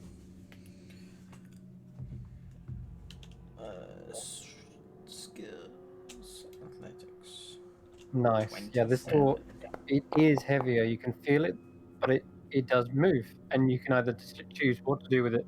It feels like you could push or pull it, because it's kind of in your arms, and whichever way you want to shove it. Shall we push? Seems the most likely. All right. And those with those good passive perceptions not only hear when you're pushing this wall a kind of grinding sound, you can also hear it on the other side of the wall, another grinding sound. Like it's moved more than one wall. Potentially, yeah. Okay. So that is the model linked. Let's move the actual walls, physical walls out of the way. There you go. You see a passageway beyond, another diamond-shaped chamber. Seems to be another bit of wreckage here. It's hard to make out what it is. It looks like maybe a bit of piping, but it's rusted. Maybe it's rust, maybe it's... Well, you'd have to have a little investigation. Yeah, Eridanus will investigate it, but... Okay. Can I help with that? Because Di is also interested. You can both look over it, yeah, sure. Go ahead. 19 at the moment. If you want to give advantage to Eridanus, yeah, I'll give ahead. advantage to Eridanus. Yeah, okay, so the 15 was so 19 in total. 19. Yeah, looking at it, yeah, you can see this was once a bit of metal piping, and it is simply dissolved around the edges.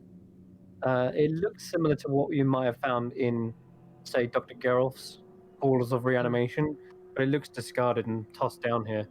Maybe a bit of broken pipe, but yeah, the piping is dissolved. Like, I wonder if it was corroded it. Attached to acid or something that... Yes, but with a 19, I'll mention that the corrosion is on the exterior of the pipe, not the interior. Okay. It's like something, maybe some acid got spilt on it, or maybe something of that sort of nature brushed past it, perhaps? Some of that poison that was floating around the air? Maybe, but that didn't seem acidic in nature, but... No, but it could degrade the metal after a while. I don't know too much about chemistry, but... True, though that, like if this looks like it's potentially from Geralf's lab, then perhaps either that other hole leads to Geralf's lab, or perhaps we're near the hole that will lead to it. But based on what we've done, I think... I'm just trying to now consider I think potentially to allow other things to move, if this did move more than one, we might need to pull this one back up, and then this one might push further. Oh yeah, that's one thing you do note is, Tanner, Grizz, you feel like you could have kept pushing this wall, but it does slot into the wall, into the ground again. After you kind of get halfway, it does go into that mechanized sort of pull and slots it into place. Let's try push it again. You can do. Yeah, I will guidance them once more. Now that we've seen and identified sort of that this was done by like seemingly acid, does the broken swords, now that we look back on it, does that seem to have like a similar corrosion or? No, that sword doesn't. Just in Okay. this, just I in think these two chambers. the way you described it made it like it made it sound like it was like cut clean through, like with a lightsaber, rather than Yeah. kind of degraded, Perhaps, yeah. Yeah, it was sheared. sheared. So this Possibly one of the doors closed on it, perhaps. this wall, as Tanner and Grizz begin to heave with all their might. Go ahead, give me another athletics. Athletic. Yeah, with advantage. Let's go. Point. Okay. 28. You managed to get the wall about, we'll say 7 inches forward before it kind of thuds into something, and you can't push it any further. The wall is stuck on something. Maybe try pulling this one back up, and then maybe it'll allow the other thing, like the other thing we heard moving, to move, and then that will allow it to move, perhaps. Okay. And the thud, by the way, I want to mention, you can hear it not coming from the other side of this wall, but like where Eridanus is directing you. You actually hear the thud coming from like over here. Yeah. Yeah. Okay. Okay. So we'll lift this wall and pull. Okay. You pull your pull. hands are clamped in.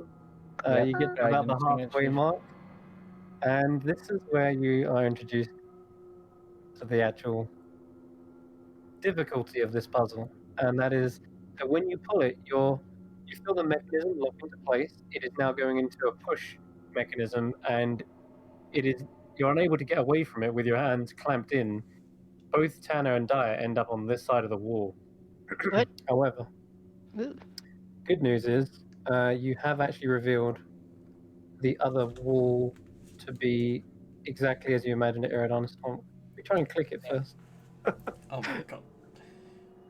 Yeah, you can see that Tanner and Dyer are actually like physically shoved by the wall once it hits the halfway point. And your hands do come free. You're on the other side though, separated from your party. Go. Does it seem I correct bang to on the wall. Can you guys hear us? Did it do Yeah. anything? Yes, I can see the other wall now. What's happening? That was the problem. See if you can open a second entrance that we could close this wall back again. Yeah, that's what I'm thinking. Right. But if we move this wall, which I think would move, just looking at Grizz, then I think we're going to then pull them back into here. So, okay, this might be a bit tricky. Right, Grizz, try to lift this one, and we're going to try to pull it. Pull it? Yeah. There's a wall behind us. Oh wait, no, it might work. Actually, yeah, it might work. All right. This one, sorry. Oh yeah. Because I'm thinking we can pull that one, then it should slot into this. Okay. Or into this. I'll give it a shot. So he'll roll athletics with advantage. Yeah. Damn it, Chris. Barbarian. He's gonna have to roll a con save at this point. Gonna be tired. I'll give it another go. Yeah. And I'll guidance him again as I'm assisting. There we go. Much better. Okay, he does manage to do it. Though, this is the one problem. You try to pull, you've lifted it up, and actually, by the way, oh no, no one else is there. You see the entire wall lift up, not just this one, but as if you're picking up like an L shape. Yeah. The other wall is lifted as well. As you try to push it, or sorry, pull it, you notice it's grinding up against the wall here. Okay. Damn it. Can push it. Right. Yeah, but then we're gonna trap Ember. Put the wall down a second. No, we won't. You'll spin round to there, won't it? Yes, actually, probably. Let's try that. Okay, pushing. If not, it's just gonna slide Ember across the floor into here. It should be fine. They don't go that fast. Okay, so the walls end up looking a little bit like this. Let me just grab the tokens. There's a scraping of broken glass, and the walls slot into here. And that's what's moving around. Right, so we've revealed another tunnel, guys, but Your voices are very muffled, by the way, unless you have a message spell. You can knock on the wall. Yeah. So you. Are we okay to push? Are we okay to get back? No, you're gonna be. You're basically wait.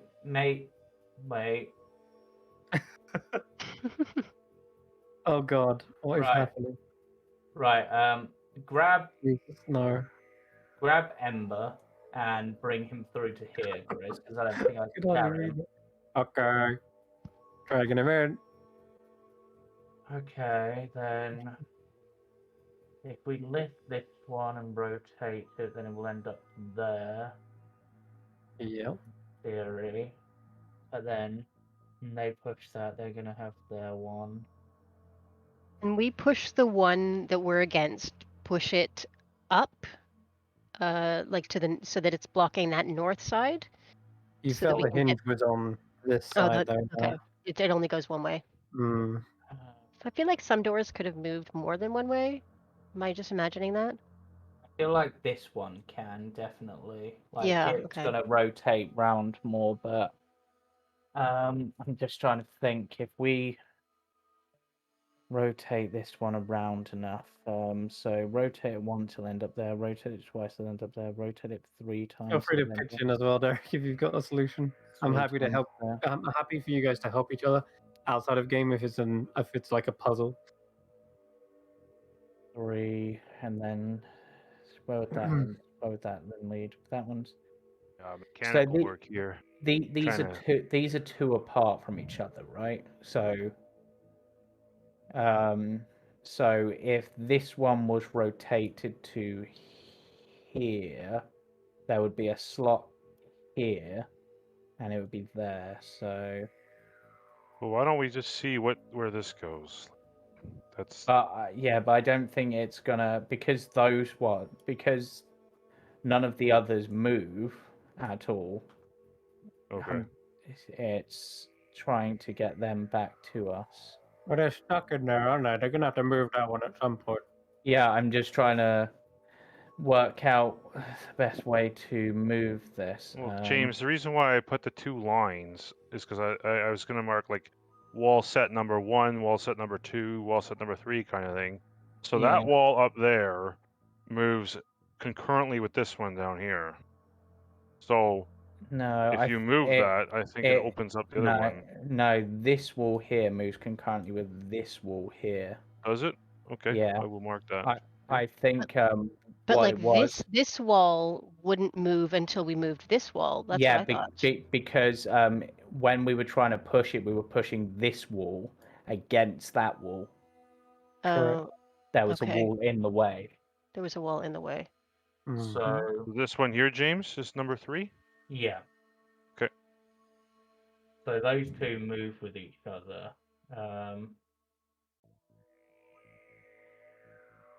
They're trying to think. Yeah, basically this is what you're dealing with there. Like, Yeah. if you can see that, these two Yeah. walls are like this. Yeah. Does that make sense? Okay. Yeah. But Yeah. the axis is, of course, in the middle. Yeah. In fact, I'm gonna. So these two walls don't interact. I've got it wrong then. These two do not interact. No. Okay, I will delete that then. My bad. I don't know why I thought they did. No, I can see why you thought they did. To be honest, as well. No, I don't want to. I'm trying to finish my drawing. Let me finish the drawing. You basically know that because, of course, when you push this wall, you come around here and you realize that wall was closed off. So actually, let me Got just it. check the walls Like a are. crank. Yeah, that's correct. Yeah, it closed off this wall behind, and Grizzly's like, the wall's moved here. So yeah, this massive section in the middle is two walls that you both lifted. All right, process of elimination, guys. And you hear Grizz knock on the wall. Come out, wherever you are. Pull it, push it, whatever. No, I'm. So, Why did my push? drawing So disappear? this has to be on an axis as well then, right? Maybe here? If that one turns Possibly. in? But then that blocks us off here. So this is just hoping that this will actually. It doesn't rotate on the point that I No, wanted it it to doesn't. rotate on. That's really annoying. I wanted to rotate on the middle point, but I was trying to do it as a. Get it open. Them getting that one open would then result in it being here. Yeah. Screws Correct. us. which We have to use doesn't- teamwork. We have to like open one set and then have another team on the other side. Yeah. We should have one strong guy with one weak guy. Because we got the one unconscious character, so we have 4 players to use. So we have Grizz and Adonis and Tanner and Dia be a team and move the walls systematically. Yes, I just. So I with think most of these what puzzles, we. I think you're going to be paralyzed if you don't try something. Yeah. None of these, you will never figure out a solution to one of my puzzles by looking at it. The only way you'll get it is by playing with it. You have to play with the pieces. Yeah, I don't think us moving this one at any point is going to help. I feel like we need to get to this point, but not via this point, if that makes sense. So Alright, I think turn this one, see what happens. I was going to say try turning this one. Okay, feel like do we've it. made- See what happens. Yep, Grizz, assistance. Let's see if we can move this. Let's see if we can move this one. Got it. You give me guidance. Yep. Hey, don't tickle me though. Oh, that was a good one. All right, yeah. Even without advantage, he's definitely bound to lift it. Got it. Okay, push or pull. Push. You hear the kind of grinding of rock and stone. It's. Oh wait, hold on. Let me check with this one.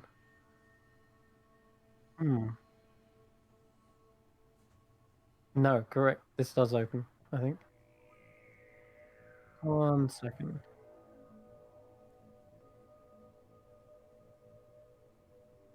Oh yeah, it does. It does. Okay. You try to push, it doesn't push. But as you pull, you start to feel it moving and moving. And I'll just demonstrate what's about to go down. This one's going to move, isn't it? No, because you're not lifting that. Well, hold on. I thought maybe we were lifting both of them and it was going to rotate based on. The wall begins to move to here. Oh, yeah, that's bad. That's bad. It's going to crush us Yep. against the wall. And you see that your clamps are still held fast. What Push. do you do, Adonis? Push. It Push gets to the backwards. halfway point and you feel the mechanism lock into place and it starts pushing you.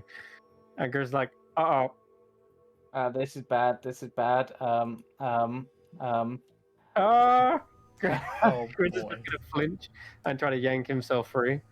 That's the best he can do in this moment. Damn, which bloody hell he does. He manages to rip his arms free from the clamps. Does take off the top layer of skin, but he he then tries to rush past and, well, you're in the way at the moment. So you're just gonna like dive into you, like basically pull you out of the clamps, and you can roll a strength check. Actually, it's a bit of strength saving throw with advantage. Okay. Mm-hmm. Rather than a check, because this is like you're being forced. 15. I'm gonna say this. Grizz manages to pull you free, but one of your arms is still attached, and you kind of go into a spin, and so you're out halfway, but your arm is stuck in. And what happens is this wall completely collapses, and it crushes your arm. But the clamp comes free as you're being crushed, and therefore you can pull your arm out, but not before you take some bludgeoning damage from the crush, which is, for this, I'm going to go with 3d10. 9 points of... I've rolled pretty low, so you're okay. Yeah. Could have been worse if you had both your full body in there, but it's just one arm taking the brunt. I did not think that it would go that way. Ow. Eridanus looks at his arm and is just like, I only got this arm a few days ago. And afterwards, you see in the room beyond, you see there is shelving. There is little trinkets and what looks like a mortar and pestle. There's a skull with a candle lit in it. There's actually light in this room as well. And suddenly, from beneath the floor, a shadowy wraith-like creature emerges. It turns towards you three, and it sees you, Eridanus, sees Ember lying on the floor, but it's not until his eyes kind of hover over Grizz is when its arms raise up and begins hovering towards you like a dark curtain. I need you three to roll an initiative. Grizz, get Ember out of here. I'll try to... I have no idea.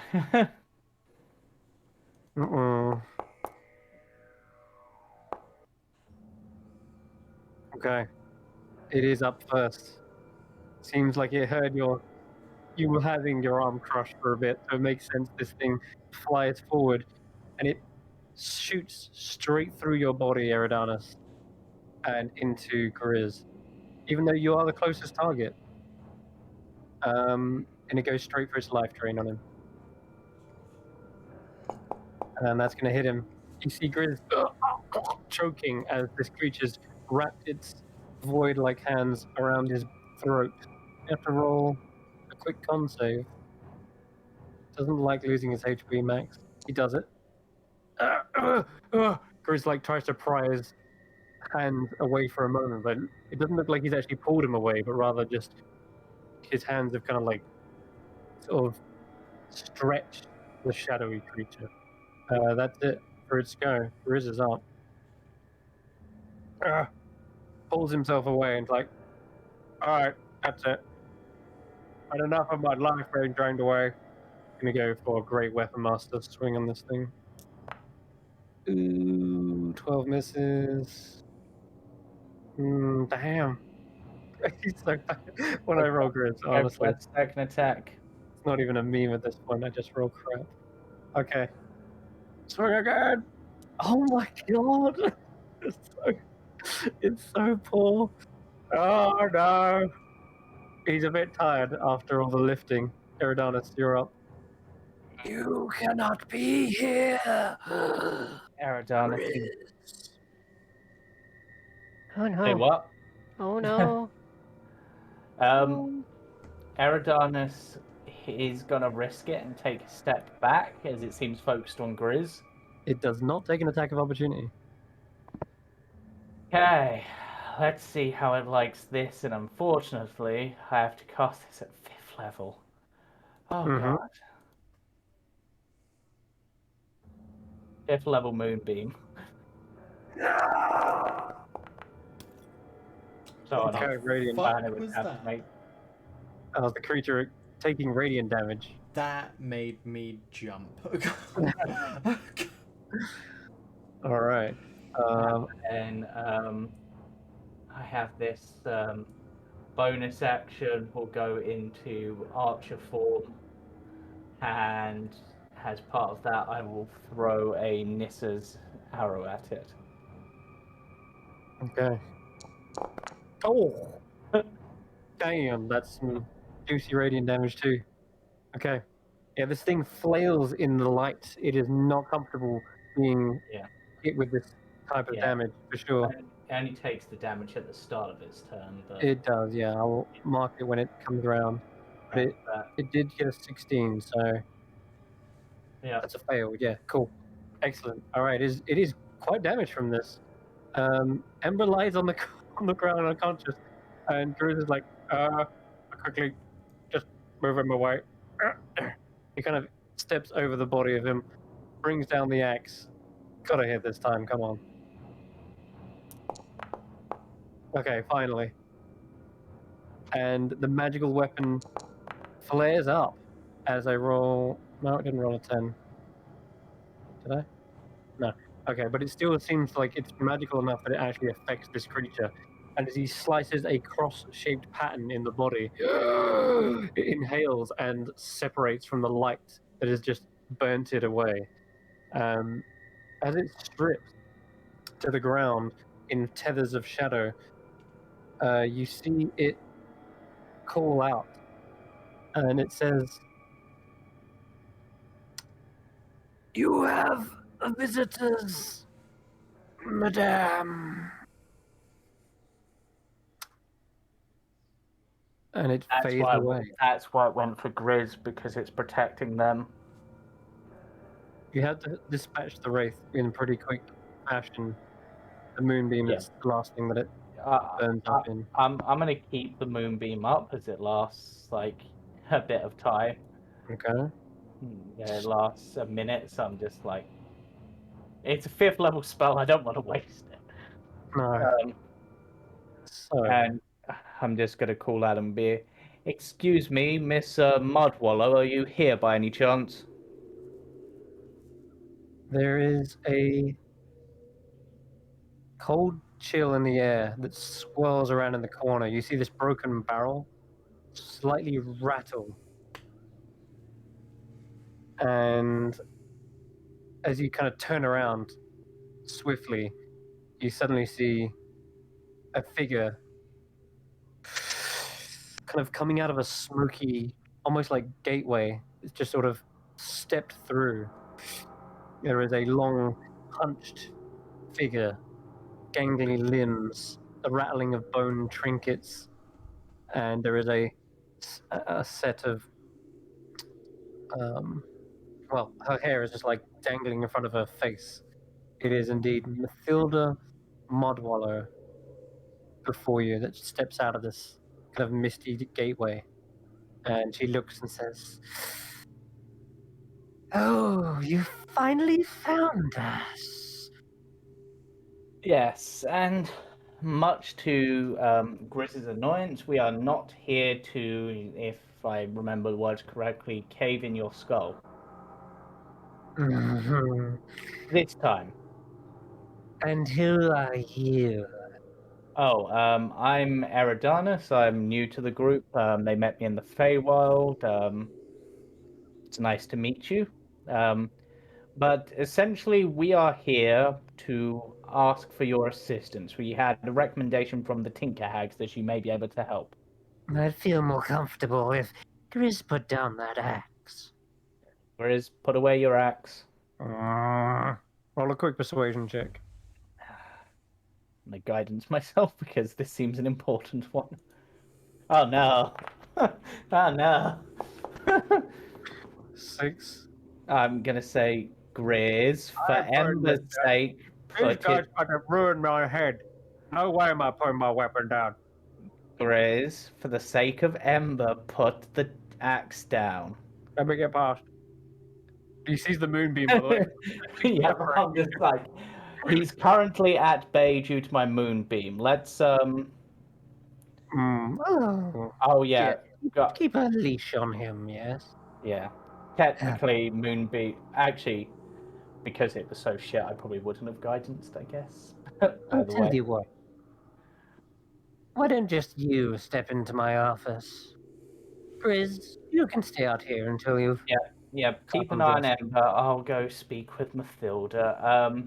Let the others know what's happening, and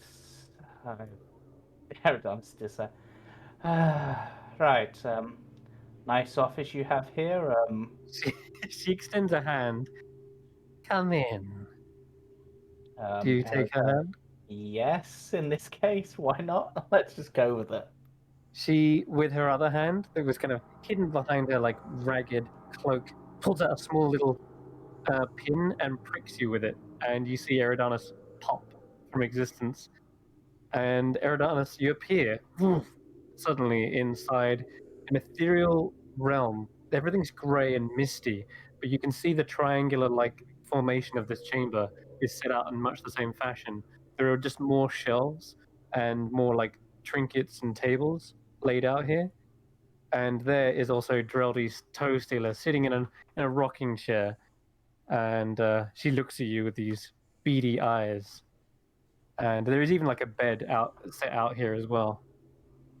And Mathilda is still holding your hand. You can see her form is misty as well. And she says, "Welcome, our little coven hideout." Well, it's very well decorated. And honestly, I mean, I wouldn't have thought to look here. It's just, I will say, just in case they haven't spoken to you, because I believe Rotten Ethel is part of your group, right? Yes. Oh, Yeah. did she tip you off, yes? Yes, providing we swore upon a stone that we wouldn't harm you until our business is concluded. Concluded. She thinks about this carefully for a moment or two and nods. Yes. Okay. That seems agreeable. I realize that you have prior business with Grizz, but right now that comes second to what we're here for. I should probably explain.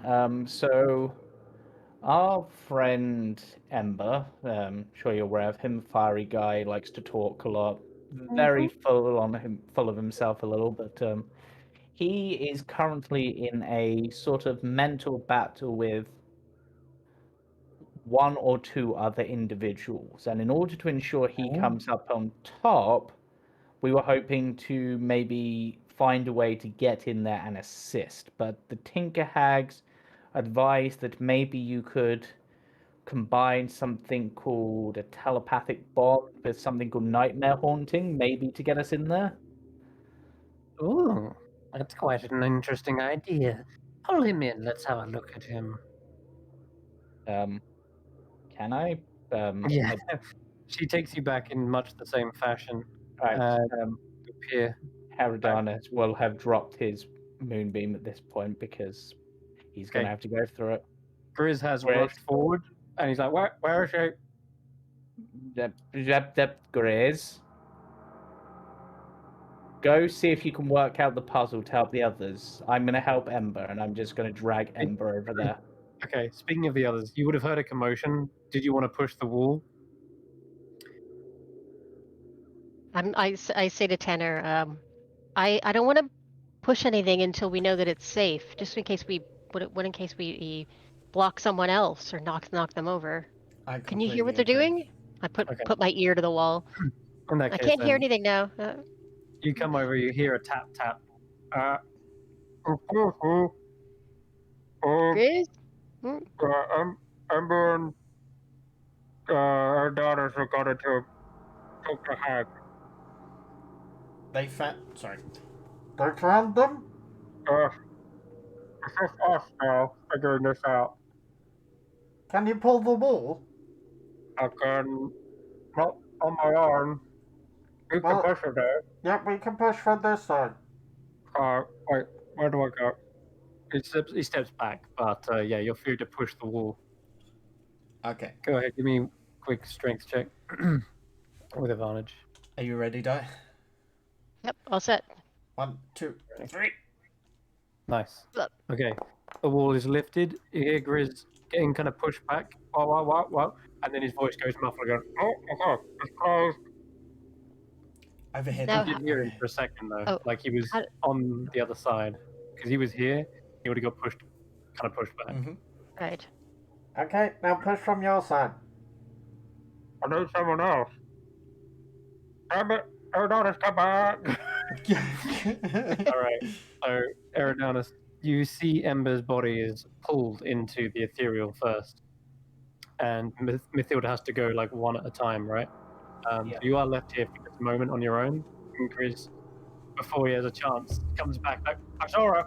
Damn it, I just missed my chance. You distracted me, didn't you? That was what you did. Very clever you are. Can you help me with this wall? Well, I'm currently not there, right? Or am I there? Did they take You are Ember there, first, or did they take me first? They took Ember first. Well, I don't like that. Indeed. Sure. Just quickly, I may have accidentally. Yeah, let's. Okay, Grizz is gonna roll with advantage. And I'll guidance him.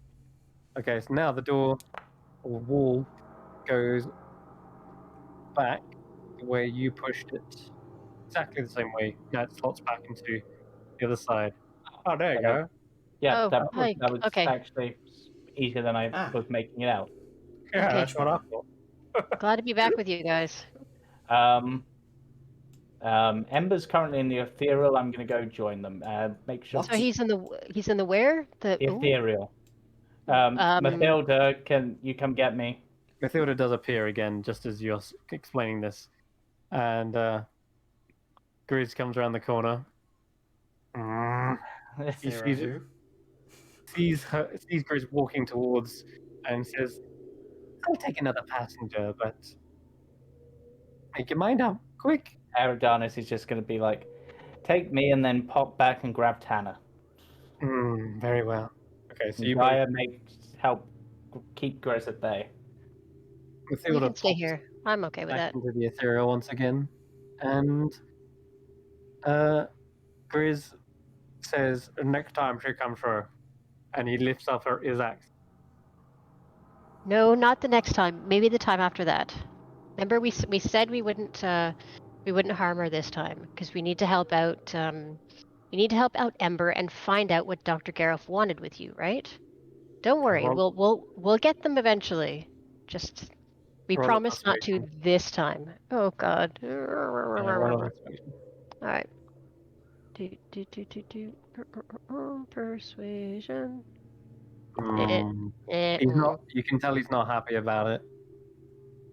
Look, I understand. I know you want to get her, and I want to get her too because I don't like that she's hurting you. But we have to use her right now. She's just a tool, okay? Or we can trade after. I think by the terms of the deal, we might need to wait a little bit, but like the day after. Okay. For sure. Fine, Yeah. I'll wait. First chance we get. Yep. All right. Okay. He backs off, and Tanner, you are also pulled into the ethereal plane by Mathilda. Yeah. Nasty. Well, yeah. Whilst I'm waiting for them to get Tanner, Eridanus is just going to say to Dreldy, so do you actually steal toes, or is that just a name? She looks at you with that beady pair of eyes and then points with a shaky finger towards a collection on the wall. Oh. Gross. I thought you were about to say she looks you up and down and stays down. Yeah. You should. She does. In fact, she directs your attention to the corkboard, which has a load of pins through actual toes on the wall. And then when you look back at her, you realize, yes, she is actually looking at your toes. Toesidermy. It's like taxidermy, but for toes. There's a breathy laugh from her. Any particular reason, or do you just really like toes? Modwello turns to you and says, you'll be lucky to get an answer out of her. I was making conversation whilst I was waiting. I'm used to talking to myself. Right. Wait, am I? You are right now. Yes, Because but you see Mudwallow's lifted up Ember and actually placed them on a straw bed. The smell in here is musty, and you can also smell some sort of incense. It's doing a very poor job of covering what other nasty smells are in here, but yeah, there is incense burning, and Geraldine seems to be lighting up another one as well, placing it either side of Ember's bedside. So, you require the assistance of a nightmare haunting. Well, you've come to the right people. Question is, what can you do for us? She looks at both you and Tana. well, right now, Eridanis considers this. Right now, we're stopping Grizz from crushing your skull the moment you come back. So that's at least 1 point in our favor, I think. I see. But if there's something else you require, what would it be? I know how these things go. If you're offering, there is a book in the library that we would much like to get our. Let me guess. Knowledge of the void or void of knowledge. Oh, you're quite well educated then. Yes, it is indeed that book. Ooh, that's going to be a tricky one because to get you that one means going against Daruka, who seems a decent chap. I'm pretty sure he's shady as anyone else here. Oh, Perhaps everyone more has so. skeletons in their closets, but I Yeah, wouldn't Geralt want perhaps to come, more than. I wouldn't want to come to blows with Daruka. And then, of But course, apparently that book is there and sealed away under Baba Yaga's orders, so we'd be going against her. So, whilst I realise that that book, what I'm saying is that book is of immense value and danger.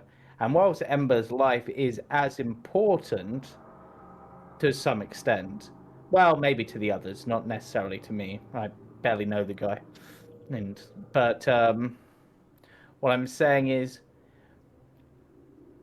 do you have anything a little bit smaller in scale that you would like in this case? Because at this point, it would be basically putting 4 people's lives, and to be honest, to some extent yours, because if it came to, I don't know, Baba Yaga trying to torture the information out of us, we'd of course tell them who put us up to it. Then, more in line with the scale of the favor that we're asking. We're just asking for like a combination of 2 spells, not asking you to conquer a small nation, for example. she thinks for a moment. She seems to be picking at her gums. And then Geraldine pulls out what looks to be a slender piece of ribbon and places it over her eyes, not like tying it, but just placing it. And Mathilda looks at her and goes, yes, Geraldine. You can potentially just go unseen. Subterfuge. You need not get caught. All those ramifications will happen should you get caught. So really, there's no backlash as long as no one knows you have it. And after all, no one else is allowed to touch it. So who's to say that they would know that it's gone or replaced?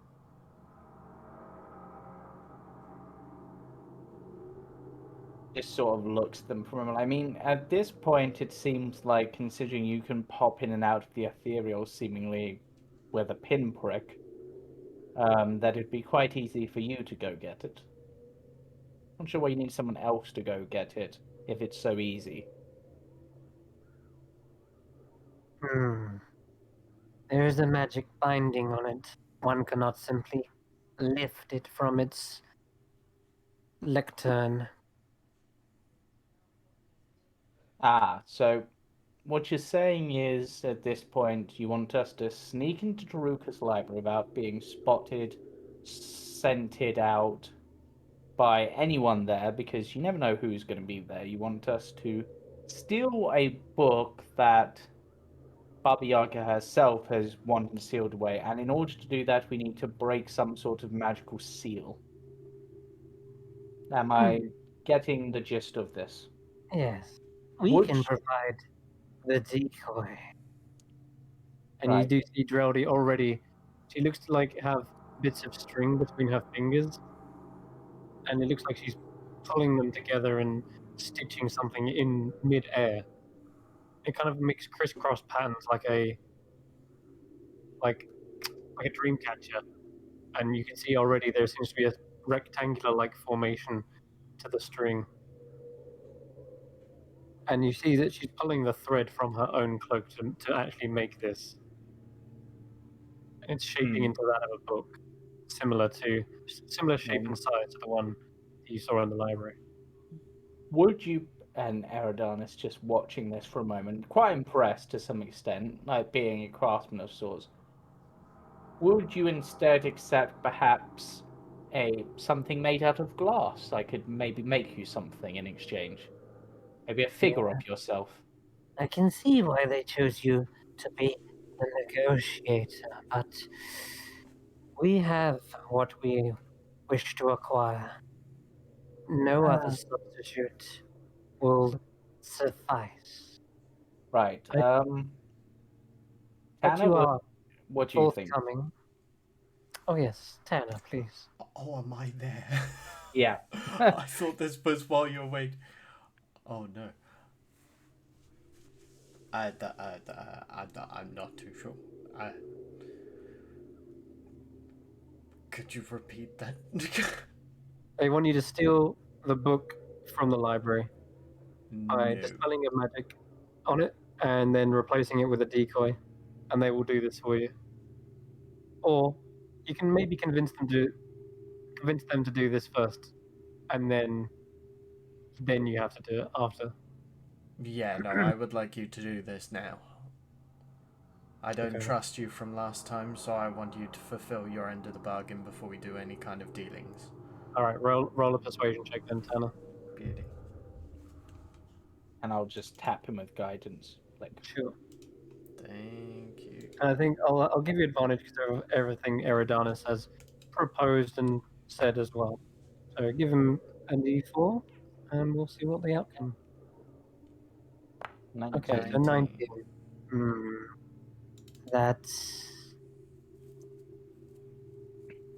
That book isn't going anywhere, so yes, we shall perform this for you.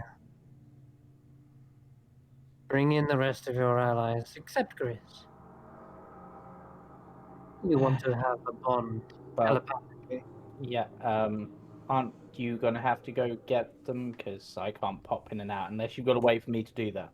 Oh, yes, of course. Alright, Mathilda appears, and you see her extend her hand out. Your allies require your attendance. Grizz. Right. Is Grizz coming? No. Buddy, you're gonna stay here, right? It's okay. Stinks. I know. We're gonna try and make it quick. Okay. Just don't leave anywhere without us. We need you to get back. Alright. You see him like leaning off his axe. Okay. You come into the ethereal plane. You're now standing side by side with Tanner and Ericos. Hello. The Theodor Modwell is already pulled in. I didn't realize he was here. Eridanus, mate, Ares. Right. He's laying in bed, unconscious, and Geraldine seems to be preparing some sort of spell. Right. So, quick, just to catch you up, Dyer, in order to get their help to help Ember, we need to steal that book Daruka was showing us. The one that he said was securely locked and impossible to steal, that one? Yeah. Okay. I look at Tanner and Eridanus. Is that something we're okay with trying to do? Discuss it later. All right. And what do we get in Tanner... exchange? Yeah, Tanner What doesn't if- look impressed. Basically, they're going to link our minds telepathically to Ember and allow us to somehow enter his mental state in order to help him. Okay. Okay. Yeah, I'm in. But as I said, I mean, the other option is at this point, and it's up to you, is we just hope Ember can handle it and we don't make any deals. Can I do an insight check on the hags? And I want to kind of look at what their faces are doing right now as we're discussing this. Okay, sure. You can roll an insight check individually for each one. Okay. One for Toastilla will be a disadvantage because Okay. there's something about her face that is locked in place. Nor did she have Okay. actual physical lips. Okay, so the first one will be for Matilda. 14. For Rotten Ethel is Oh, Geraldine. 17. This will be a disadvantage. Oh, did you? Oh, wait, Yeah, I didn't roll Rotten that Apple's many. not here. Okay, Rotten Ethel is a 17. Oh, she's not here. And Rotten oh, Apple. she's not here. Oh, okay, sorry. So roll again. So Okay, so 17. Surprisingly, Dreldy you is got more of a 17. read. You got more of a read on Dreldy than you did Mathilda, which is kind of funny. So, Mathilda seems to be a little bit busy. She has her back to you, and she looks like she's pulling out a scroll from a case right now and trying to make sure she's got everything in order. Don't really get much of a reading from her. Dreldy, you see that her eyes are wide.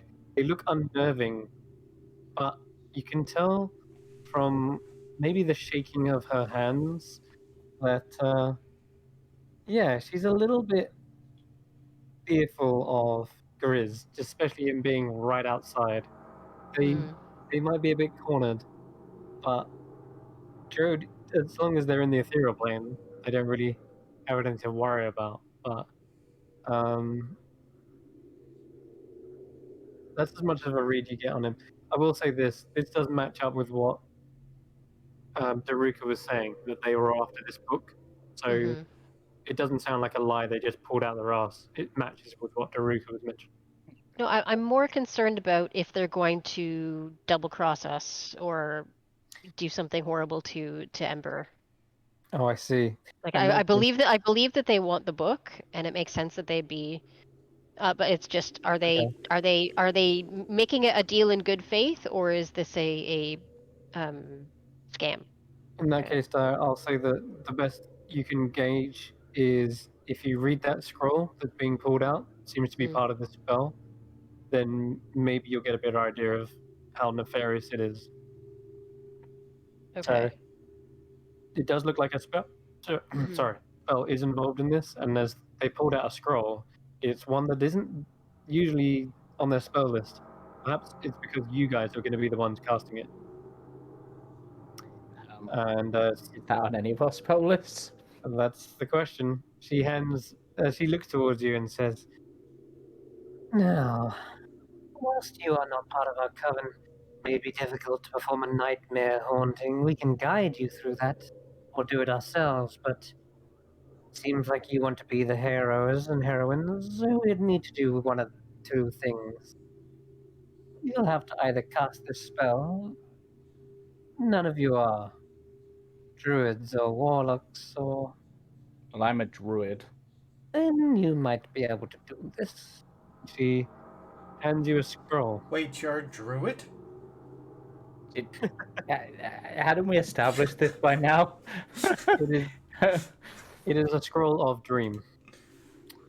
Right. Which... Use this if you wish. Right, so we're going to... So we can use this in order to get... Will that get us all in, or will it only get one? That's where Drowsy comes in.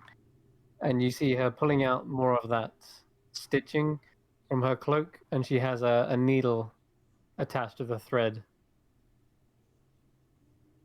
Is Dream actually a druid spell? Because I've found conflicting evidence on that. When I looked it up, it is. Yeah, I looked up in one place and it was, and I looked up in another place and it's not, so I was very confused. So I was just like, wait, do I even need to go find them? Like, I can cast this spell myself because I'm a high enough level. I mean, So wait, this dream spell will get one of us in there and by itself? But it would have to be the person who casts it? Charlie will link you, yes. It is fifth level. I look to the other two and be like, we could just, if we wait, I could just try to cast this myself, but it would have to be after we've rested. You see Jody with a needle and thread has poked it into Ember's ear, and she pushes it through. No, excellent. Yeah, you don't feel any of this, Ember. And then on the other side, you see her finger like wiggle and like beckon from the other side of his head, and suddenly you see a needle poke out from the other side of his ear as if it's gone all the way through. She plucks the needle and threads through his entire head, and she looks towards the rest of you with these wide, beady eyes. Wait. That has to go through each of our heads? Yeah, Mathilda says. You don't expect hag magic to work normally, do you? I confess I don't know much about hag magic, but I look to Dyer, who has a fear of needles. Oh yeah, roll a wisdom save. Oh god. Oh god, oh god, oh god. Wisdom save. 13. Oh god, roll again. Plus 16. 3. Plus 3. Oh, plus 3, 16? Oh, thank God. Okay. I was gonna say if the result was a 13, you'd trigger another fear. Oh yeah. Okay, we Just stand by your accumulating. side. You feel that needle can't do you any harm that you can overcome. Are we definitely on board with this, everyone? You will be linked telepathically. If you don't like it at any moment, feel free, she hands you a pair of scissors, to snip the connection. I look at the other two. Go. They are a rusty pair of don't. scissors. Blood splatters on it. Yeah. Dried blood on the scissors. Is it worth going into this much debt just to bring him a little help? That was my thought. If we wait just a little bit longer, we can bring him. I might be able to get myself in there to help him. I can't get anyone else, but I could get myself in there. I'm Do you happy think you alone would be enough to do whatever is necessary? I don't know what we're going up against. To make sure he's okay. But it does put us in these two's debt, and they only want one thing, which and if it's found out, that will put us on not only Daruk's bad list, but Baba Yaga's as well. And out of character, who said we're gonna tell him, or who says we're gonna steal it? Well, the thing is, yeah, that's true, but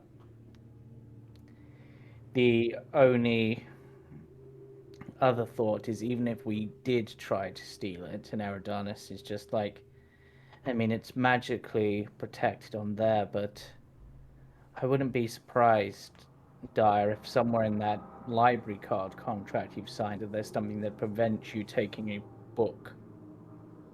Ah. Very possibly. Because otherwise, why wouldn't denizens just sneak in there all the time to take books without Daruk's permission? Okay, so we just walk away from the table then? I think in this case, the stakes are a bit too high. As much as I care for Ember, I kind of don't want to get on the bad side of potentially two people that are probably more powerful than all of us combined.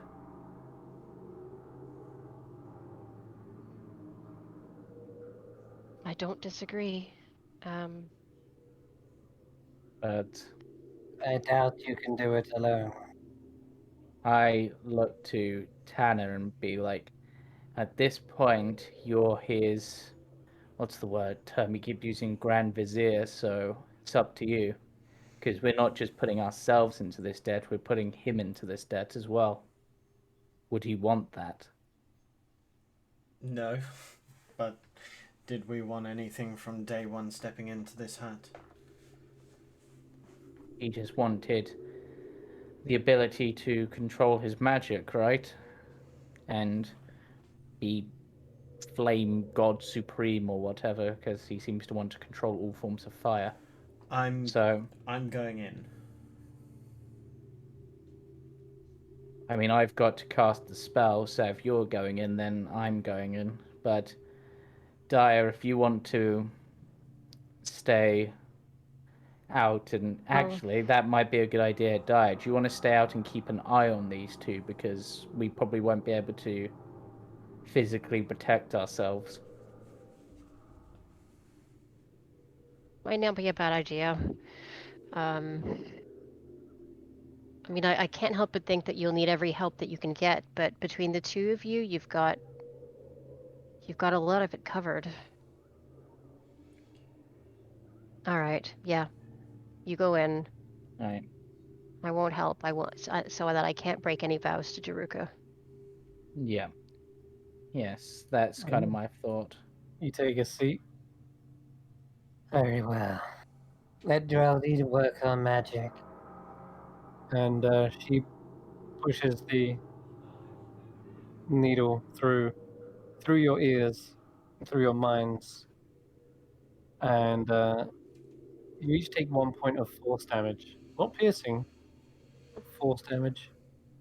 It might hurt a little bit.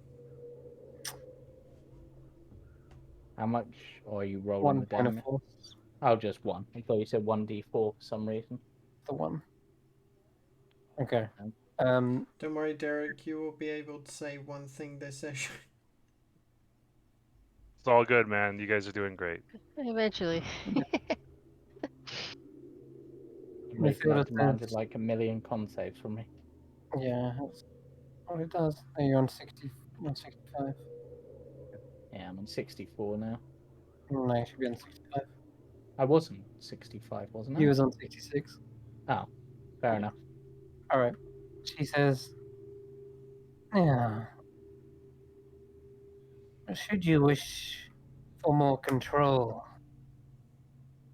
I didn't get to mention the other way of doing this is through a nightmare haunting. Much easier. No, And we'll us try. being on the outside that you're concerned about, then I will be there with you. I can aid you. We'll try it this way, and if it's not enough, then we'll go back in.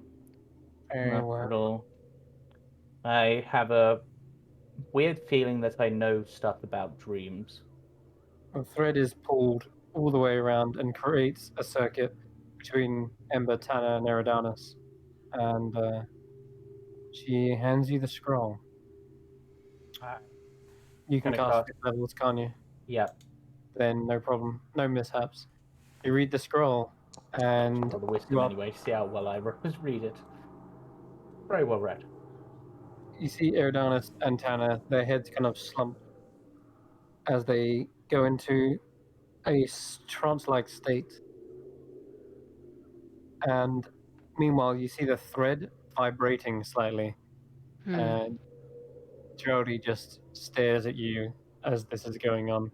Mathilda seems to be pulling Ember's eyelids open. And suddenly the eyes are moving around as if he's like in REM sleep, but he's not waking up from it. And okay, I'm watching both of them, like switching, mostly watching I guess Matilda, and occasionally switching over to Geraldine just to see, just to let her know I'm on the ball. Ember's mouth begins to open, and it looks like he's mouthing words, but no sound comes out. And every time he mouths something, you see the thread sort of vibrate slightly. And what is Ember saying inside his mind sounds to Tanner and Eridanos like there's shouting going on. Derek? Yeah, you would, I guess, get pulled, kind of, yelling, I guess, between mother and father. Um, he's being yelled at for waking up late for.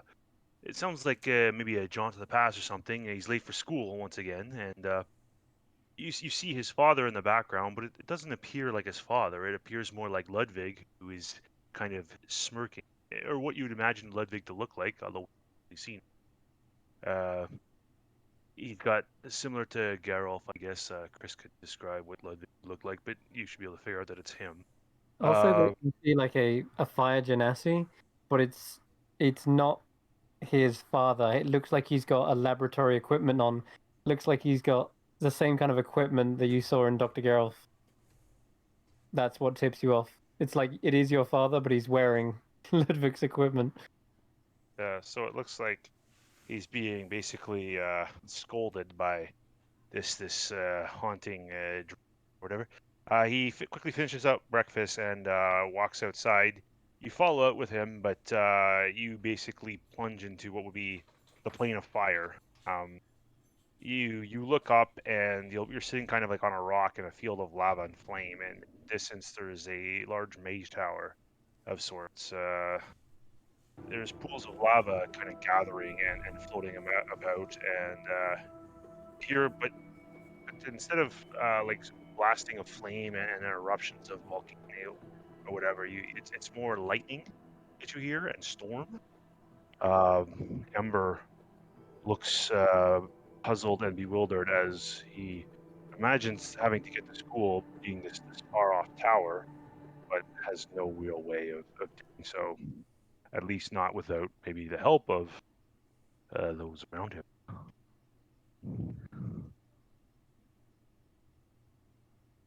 He kind of struggles and then peppers himself up. I have to go. I have to go to get to school. My father will be mad. I don't want to disappoint my mother. He dips one foot into the lava, and the flame it shoots right up and this burns him immediately. He quickly reels back in pain, and he doesn't seem to see you. It's almost as if you're there with him, but he is unaware of your presence in his dreamlike state. And he's much younger. This would be a dream of time gone by. He's got like a little bag on his back, all looking prim and proper. Guidean attire. Is his flame hair like combed back? Exactly, yeah. But he starts to close his eyes and focus, and I guess if without intervention, probably kind of end at that point. If there's anything you guys want to do. I was just going to say, what does he, in terms of how he's prepared, I guess, does he look super overly fancy in terms of like clothing and stuff like that?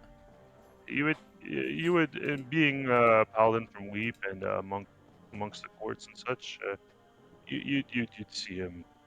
You'd recognize him as well, aristocratic, but not like royal, but wealthy, indeed, well dressed, expensive silks, for what you would imagine Guidean standards would be for an aristocratic society.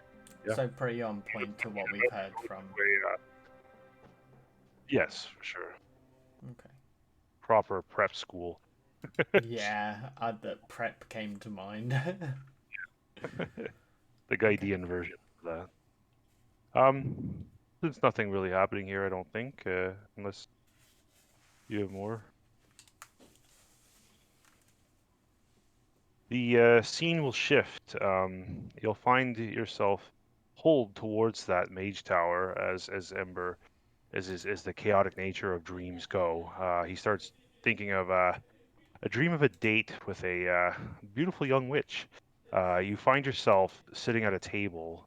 You and I guess Ari will find yourself sitting at a table, staring at what appears to be the top of the mage tower, but it's converted into a restaurant. Very strange.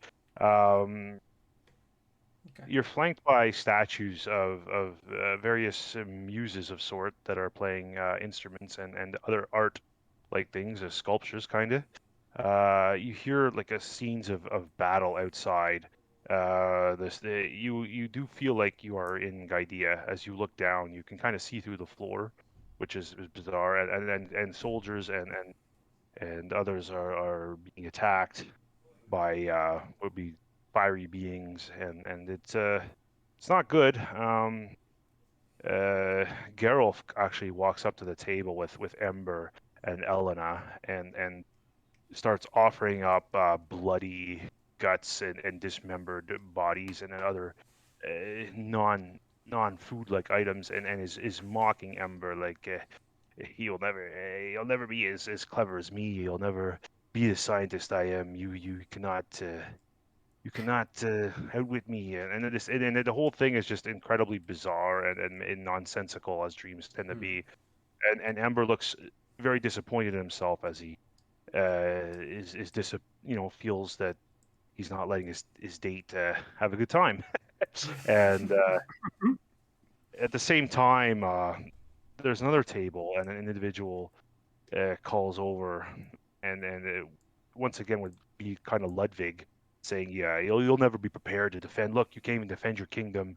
You're no sultan. You're no leader. You're a failure. You're weak. You'll never be the scientist that we are." And then the whole thing, Ember is basically being embarrassed on his first date by the two doctors at the top of his kingdom. Yeah. Herodonis will consider this and be like, I think at this point is where we intervene. And we'll just sort of take a few steps forward and be like, excuse me, gentlemen, I believe you have confused this young Fargenasi for someone else. I don't believe they have any desire to be a scientist, so go about your business. Nah. That's not how we deal with it here. Hold my earrings. I'm gonna grab like a glass of water. I'm gonna chuck them over the pair of them. I mean, if that, I mean, Eridanos will. Matt's gonna start swinging. As the water hits them, Eridanos will shape water to just chill it. So it's like icy cold water. What is this? What is the meaning of it? I'm just going to walk over and shove Dr. Geralt. I'm being assaulted. Push over the table. Eridanos is going to take on like a full sort of like weight sort of thing. I'm afraid our bouncer has quite rightly decided that your actions make you not fit to remain in this establishment, so we are kindly asking you to leave or you will be ejected by force. You know what? I told you this restaurant I selected for us would have nothing but the best for you. Nothing but the finest of cuisine of Gaidian. I did not expect this at all.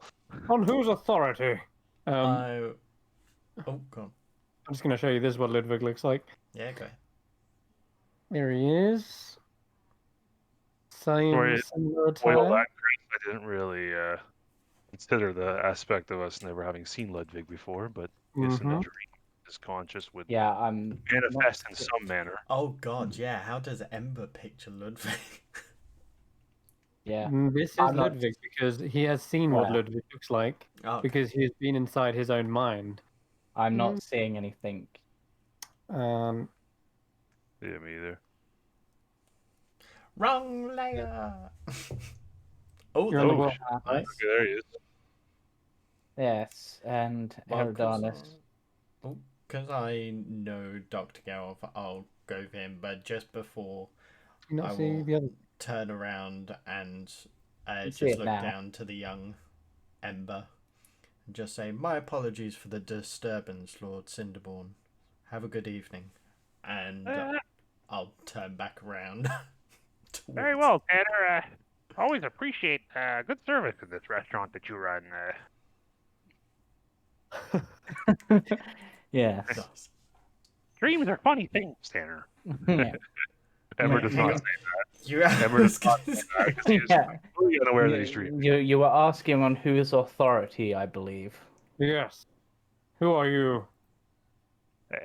Then I am casting you out on authority of Queen Una of the Queen of the Fae. She is the owner of this restaurant. Oh, roll an intimidation check. I'm With gonna- advantage because he has literally a wall of metal next to him. And Oh, yeah, to be and honest, it's frozen cold, considering timing, Eridanus is still in starry form. Okay. because that last Amazing. 10 minutes. There's two of you here. You can definitely aid each other. Queen Una. Hey, yo. Oh, my goodness. And as you say this, it's not deception because as you say this, you say it with such belief and authority that the actual restaurant itself around you, the plants suddenly sprout and bloom into beautiful kind of magenta and purples. And there are tulips now hanging from the ceiling. The ground feels softer, like soil. And the tables and chairs turn into like mushroom tops. And everyone's like, oh, I had no idea. Queen Una, please accept my humblest of apologies. Yeah, save it. Yep. I'm Right. just gonna kind of like grab him in like an arm lock behind as I start shoving the pair of them out. Yeah. But if you promise to behave, then you may be allowed to return here in future time, providing Lord Cinderborn is not dining. He has requested that he is not to be disturbed whilst dining. And you seem to I be love intent it. on I doing love that. it. You can It's make an perfect. appointment to come and apologize. Exactly. So they just get kind of like jostled out and through the door. Eridanus is like the floor manager of the restaurant, and Tanner's like the bouncer. I don't know what restaurant has a bouncer, but this one does. This is dreams, buddy. This is dreams. That is perfect. I was gonna say, how's the ego feeling? So think Ember has a big smirk on his face and continues his lovely evening with Elena as his mind begins to wander, and you find your scene shifting again, Oh no. and Right. you kind of get pulled to another eating of sorts. You find yourself suddenly the table. Hmm? Oh no! Excuse No, me. no. You fucking I'm- Oh God! I'm dead. I'm out. I hate doing this. Okay. You find yourself at a much longer table. Stop. Eating with you're at like a court of sorts of a banquet, and you'll picture yourself meeting with a sultan at this point, which would be Geralf, who's arguing with another sultan of sorts, would be Ember, and this time he's arguing over his inheritance, what he is owed. Ember is arguing that it's unfair that Grizz is being taken away from his hoard. The scene will then shift to some kind of courtroom. It's very bizarre, like as dreams do. That it's much jumpy, and you see,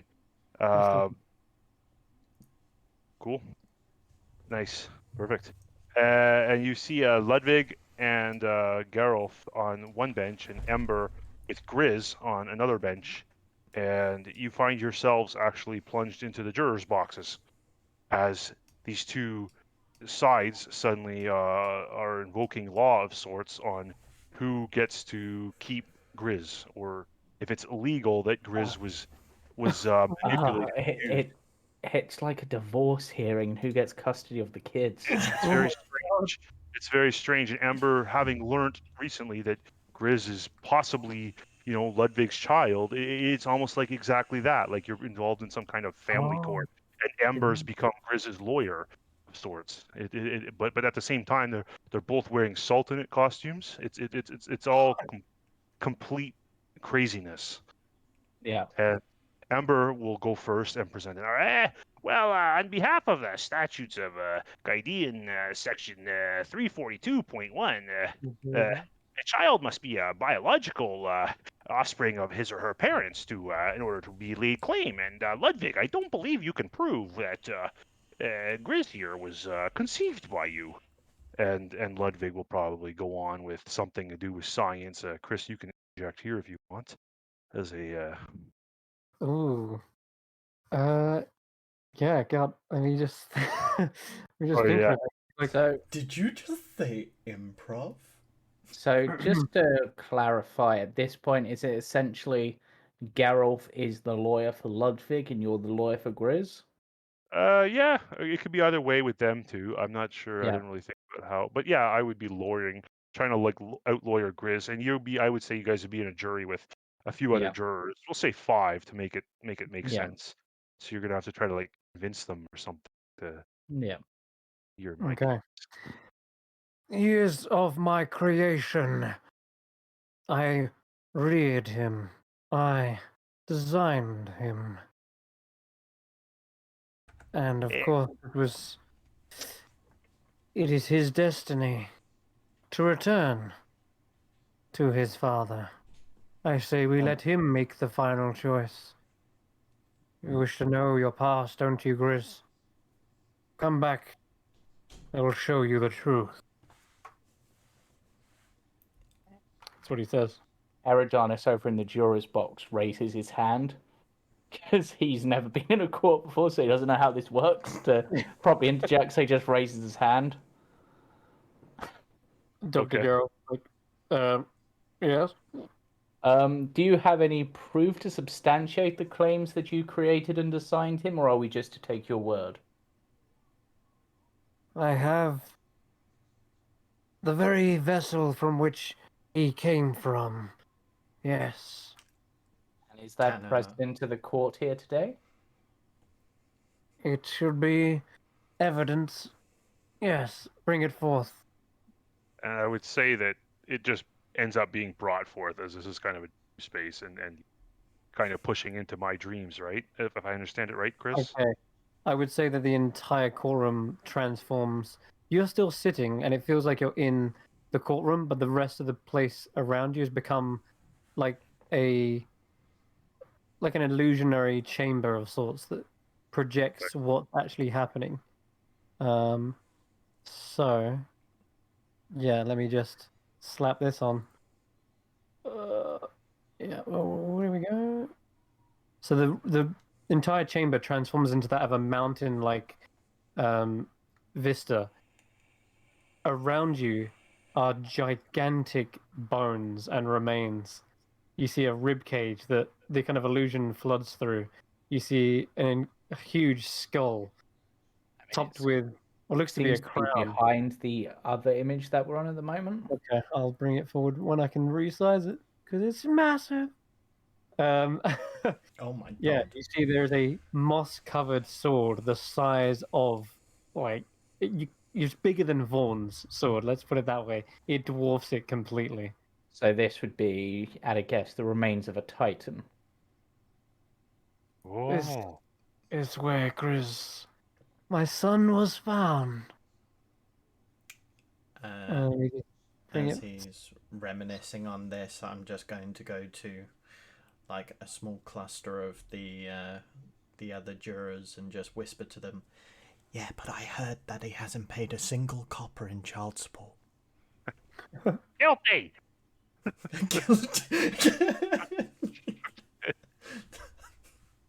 And Eridanis sort of leans over. In fact, I actually heard he was trying to demand that Grizz do stuff for him in lieu of the child support. Just terrible individual from what I'm seeing. And Ember has been nothing but a good stepfather. Yes. He even taught Grizz how to read. And how to To some believe extent. in himself. Yes. Okay, one of you And make you- a deception check with advantage as you seed the jury with these. You've got the better charisma, so I'll I slap do. guidance on you and help.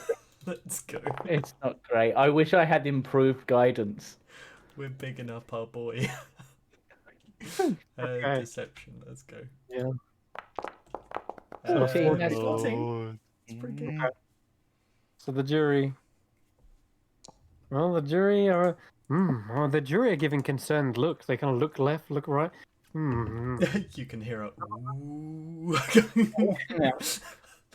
Some of them do look like they've kind of taken the bait. Others are just trying to listen intently to what's going on, and they're taking in information.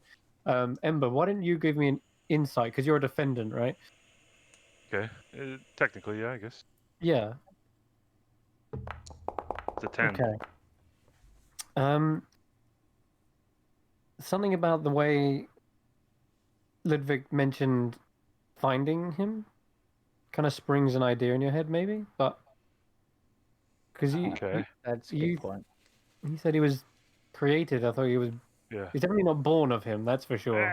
Objection, Your Honor. This man. And okay, so just for the record, there's a judge, but it's just like basically what you'd imagine the DM looks like when people draw party sketches, like it's like a hooded figure with no face. Okay. Objection, Your Honor. This man says he found Grizz. That clearly means that he was not conceived under Guardian law, subsection 342.1. This man needs to be conceived by biological parents in order to be considered his or her child, or adopted in some manner. I don't think he was adopted. This sounds more like a kidnapping. This should be a criminal trial. Hmm. Or, even worse, perhaps he was smuggled here. Smuggled? Eridanis lets out a big gasp as well, like joining in with the jurors to help boost their self like surprise. The judge looks down. Where is he? Where's the judge? Let me get a token. No, it didn't work. It'd be like The judge is not. Wait, oh, there he is. I can't. Okay. The judge says, yes, that raises a good point. Well, if indeed he has been taken from the States, DM. that's the judge. He says, you raise a good point. Explain exactly what you mean by you reared him, as well as finding him. Because if you found him, he's not yours, he's someone else's. And I guess Ludwig says, well, he would have been nothing had I not brought him back. He is, as you see, a bygone age. His kind. They no longer walk the world. Grizz is a Titan. Holy shit. I gave him new life in a new body. Oh, so he's like the Oh. essence of a Titan, but inside Wow. a human body. Shit. It's like Titan's blood or something. Yeah. Holy fuck. That's awesome. See, this is one of the few times when I would be happy if, like, if Grizz was secretly a rune knight this entire time, even though I hate that subclass. It is through Oh. my research and science I'm able to bring back these fossils, give them another chance. But without my science, he would be ceasing to exist. Without my lawyerism, he would be taken advantage of by criminal scum like you, lawbreakers of sorts. Idea has rules, and you've skirted around them, Geralf, Ludwig, the both of you, for too long now. You're not as clever as I am. You will not win this one. And you start to feel that tingling, like the dream is starting to shift. We And shall. You hear like the gavel slam, and he says, "We will break for discussion." And as the gavel slams, what happens? the dream is quickly slammed away, and the two of you are ushered into a dark lake of sorts. Oh. It looks like Ember's running maybe across the top of it, but struggling, and he's naked. He looks cold. He's shivering, and you hear what starts to be like a strong storm. Once again, lightning in the distance. It's pouring rain. Ember is drowning. He can't keep up with the tides and the floods. The two of you seem to kind of float in on a lifeboat, but you can't seem to catch up to him. He's panting, and I always fail. Pride, failure. The name Cinderborn is failure. How can anyone succeed when my gift, my legacy, is denied by my own father, Ludwig? Why is he so terrible? And then as Ember's crying about his own father disappointing him, you see instead of his own father in the first dream, the same kind of visage of Ludwig pulling him down into this pool, this water of sorts. As you know well about Ember, he does not enjoy being pulled into water, and he's just struggling against Ludwig pulling at him, and he's trying to get to this lifeboat as he seems this is pride. This is arrogance. This is everything that will bring me down. Cinderborn name, and then you guys kind of make your way towards him. The dream kind of will shift based on your actions at this time. Yep. Why again? That's another spell that's not on my spell list that should be. Considering this is a dream of sorts, we have a sort of limited amount of control to some extent. So can I essentially cast a spell even though I'm out of spell slots because it's a dream? What do you want to cast? I want to control the water. Okay.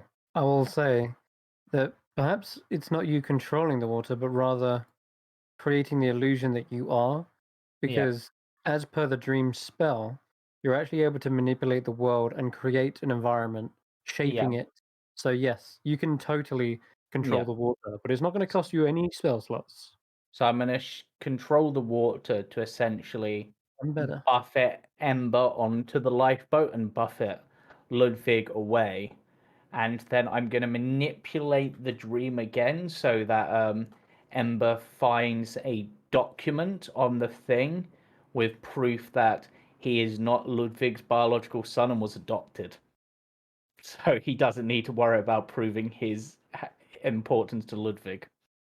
Oh yeah, he's in a way you're right. Ludwig has adopted him into a new life, but he's not biologically father for sure. Yep.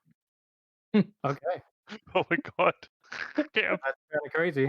I like it. See, Enver, you suddenly feel water almost about to fill your lungs, but then you hit the hard deck of a boat. It's a lifeboat, and you've come to safety. You come to land. What's the try to kick off?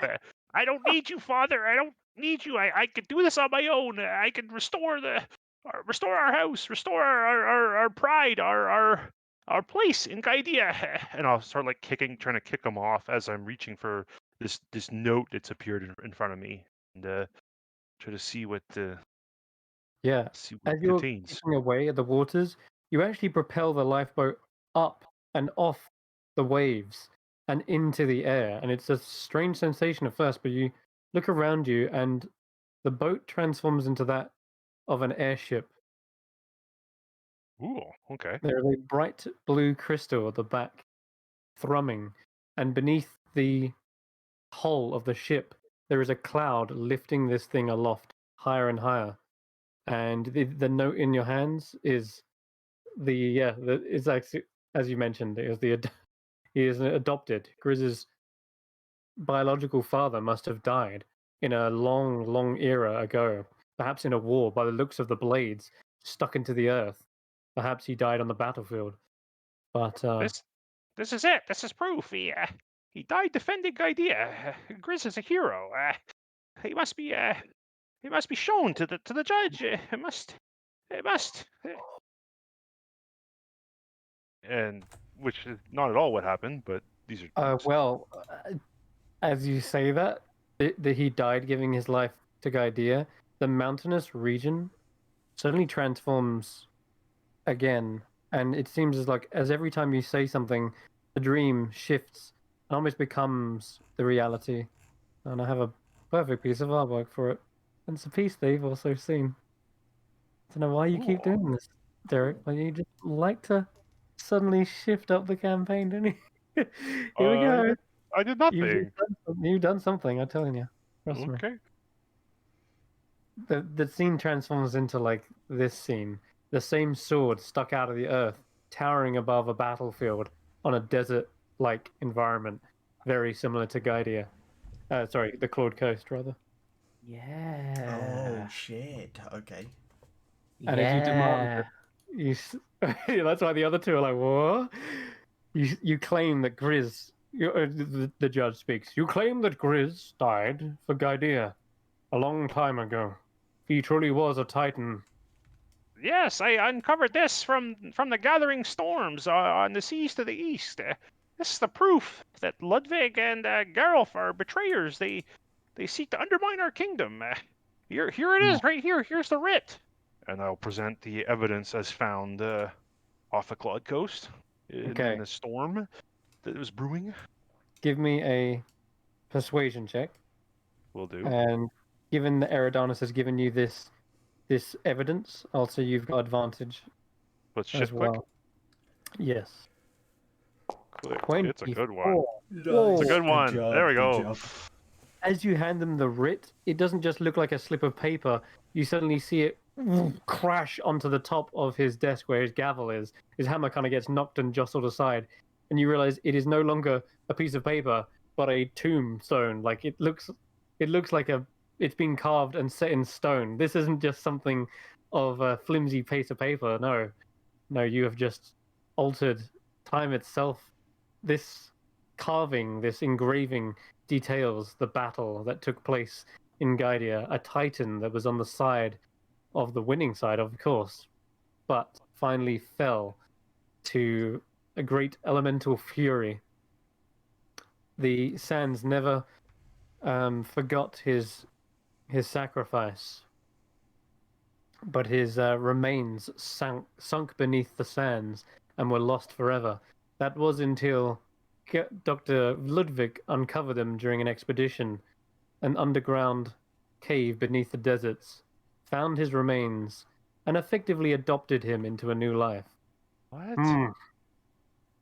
He is not the biological father, it seems. Ember has brought forth definitive proof. Grizz, I'm afraid your true mother and father are long deceased, but even if you are brought back into a new life, the cleric does not claim ownership over someone they have brought back, nor can a necromancer claim to be the parent of a zombie or skeleton alike. He slams his gavel onto the table. And the jury, what do they say? I don't know. What do they say? What do the jury? The jury, Eridanus will stand up as the foreman of the jury. The jury find in favor of the defense. Grizz is not the legitimate child of Ludwig, and therefore any such questions are no longer valid. And in fact, we have put forward a case that it should instead be raised that a further criminal case to look into how Grizz came into the possession of Ludwig and the treatment thus of, to wit, kidnap and potential child smuggling. Mm-hmm. Guilty. Guilty. Well, I'll be the judge of that. Yes. Objection. He does hit the gavel twice, and he says, I sentence Dr. Ludwig, Dr. Geralt, to an indefinite imprisonment within the mind of Ember Cinderborn. Guards, take them away. And you start to hear the slamming of a jail cell within Ember's mind. Like, you're kind of like zooming out of this view, out of the the courtroom, out of this illusion, and you see within the deepest, darkest recesses of Ember's mind, there is a prison, a special place to lock up the personalities, the very embodiments of Dr. Geralt. And he's like screaming and crawling away, like, no, you can't do this to me. You can't. Can I do one last little bit of dream manipulation? Because I just had an idea. Okay. And as basically Eridanus in like the, I guess like bailiff sort of attire, sort of just walks up and thing. And in addition, the judge has ruled that any information you have pertinent to Grizz is now the possession of Ember Cinderborn, so that he can rightfully aid him in his future endeavors. I like basically finding them the intellect in the memories. Oh, what? Wait, no. It's okay, Grizz. This is good. This is good. I got you, Grizz. I'm your lawyer. Don't worry. Are you my dad or my lawyer? I'm your lawyer. He's your dad. Grizz, I am your father. He is your foyer. Oh, okay. Whatever. All right, so Dr. Geralt is dragged away in chains. I want to add that the cage they are being imprisoned in are the same cages that they had their own abominations locked up in. Perfect. And they are slammed shut into that corner of your mind. Cool. It's right next to your empathy. That is really cool. Wow. Yeah, nice. Ian's like, all right, court is adjourned, and he walks off. All right, disappears. I'm gonna have to bounce on out, but sorry to do that to you guys. That was awesome. That was a lot of fun. That was really cool, but also really embarrassing. I'm getting really good at these very quick DIY. Yeah, you are getting that much better. Oh, perfect. Honestly. Cool. Okay, well, I think that's a good place to wrap it up as well. You've really sort of settled this issue, and if you want to come out of the dream anytime, you can, or if you want to fuck with him a little bit, you can too. I'm tempted to do a little bit at the beginning of next session, but we'll do that at the beginning of next session. I want to have a think. Yeah, let's spend a week to figure that one out for sure. We'll wrap it up here. Well, that was amazing. Good job, everyone. Guys. Yeah. Well DM'd, Chris. Nice job, man. Thanks for trusting me. and Derek, that was like a very evocative scene that you like. Yeah. Very, very clear what was going on in Ember's head. So I congratulate you. Yeah. Thank you. I felt kind of bad leaving you out of it, but at the same time, it made sense. Like, because obviously you've got this contract with Daruka and stuff, so. No. That's. I was happy to take a back seat on that one. I was just enjoying the ride. Yeah. And you've successfully got me out of a nice quandary there, so I can successfully return my book. Yeah. All right. Thank you very much for watching. We're going to sign off here. Tune in again next week, and very soon. Well, James, why don't you fill them in? Yeah.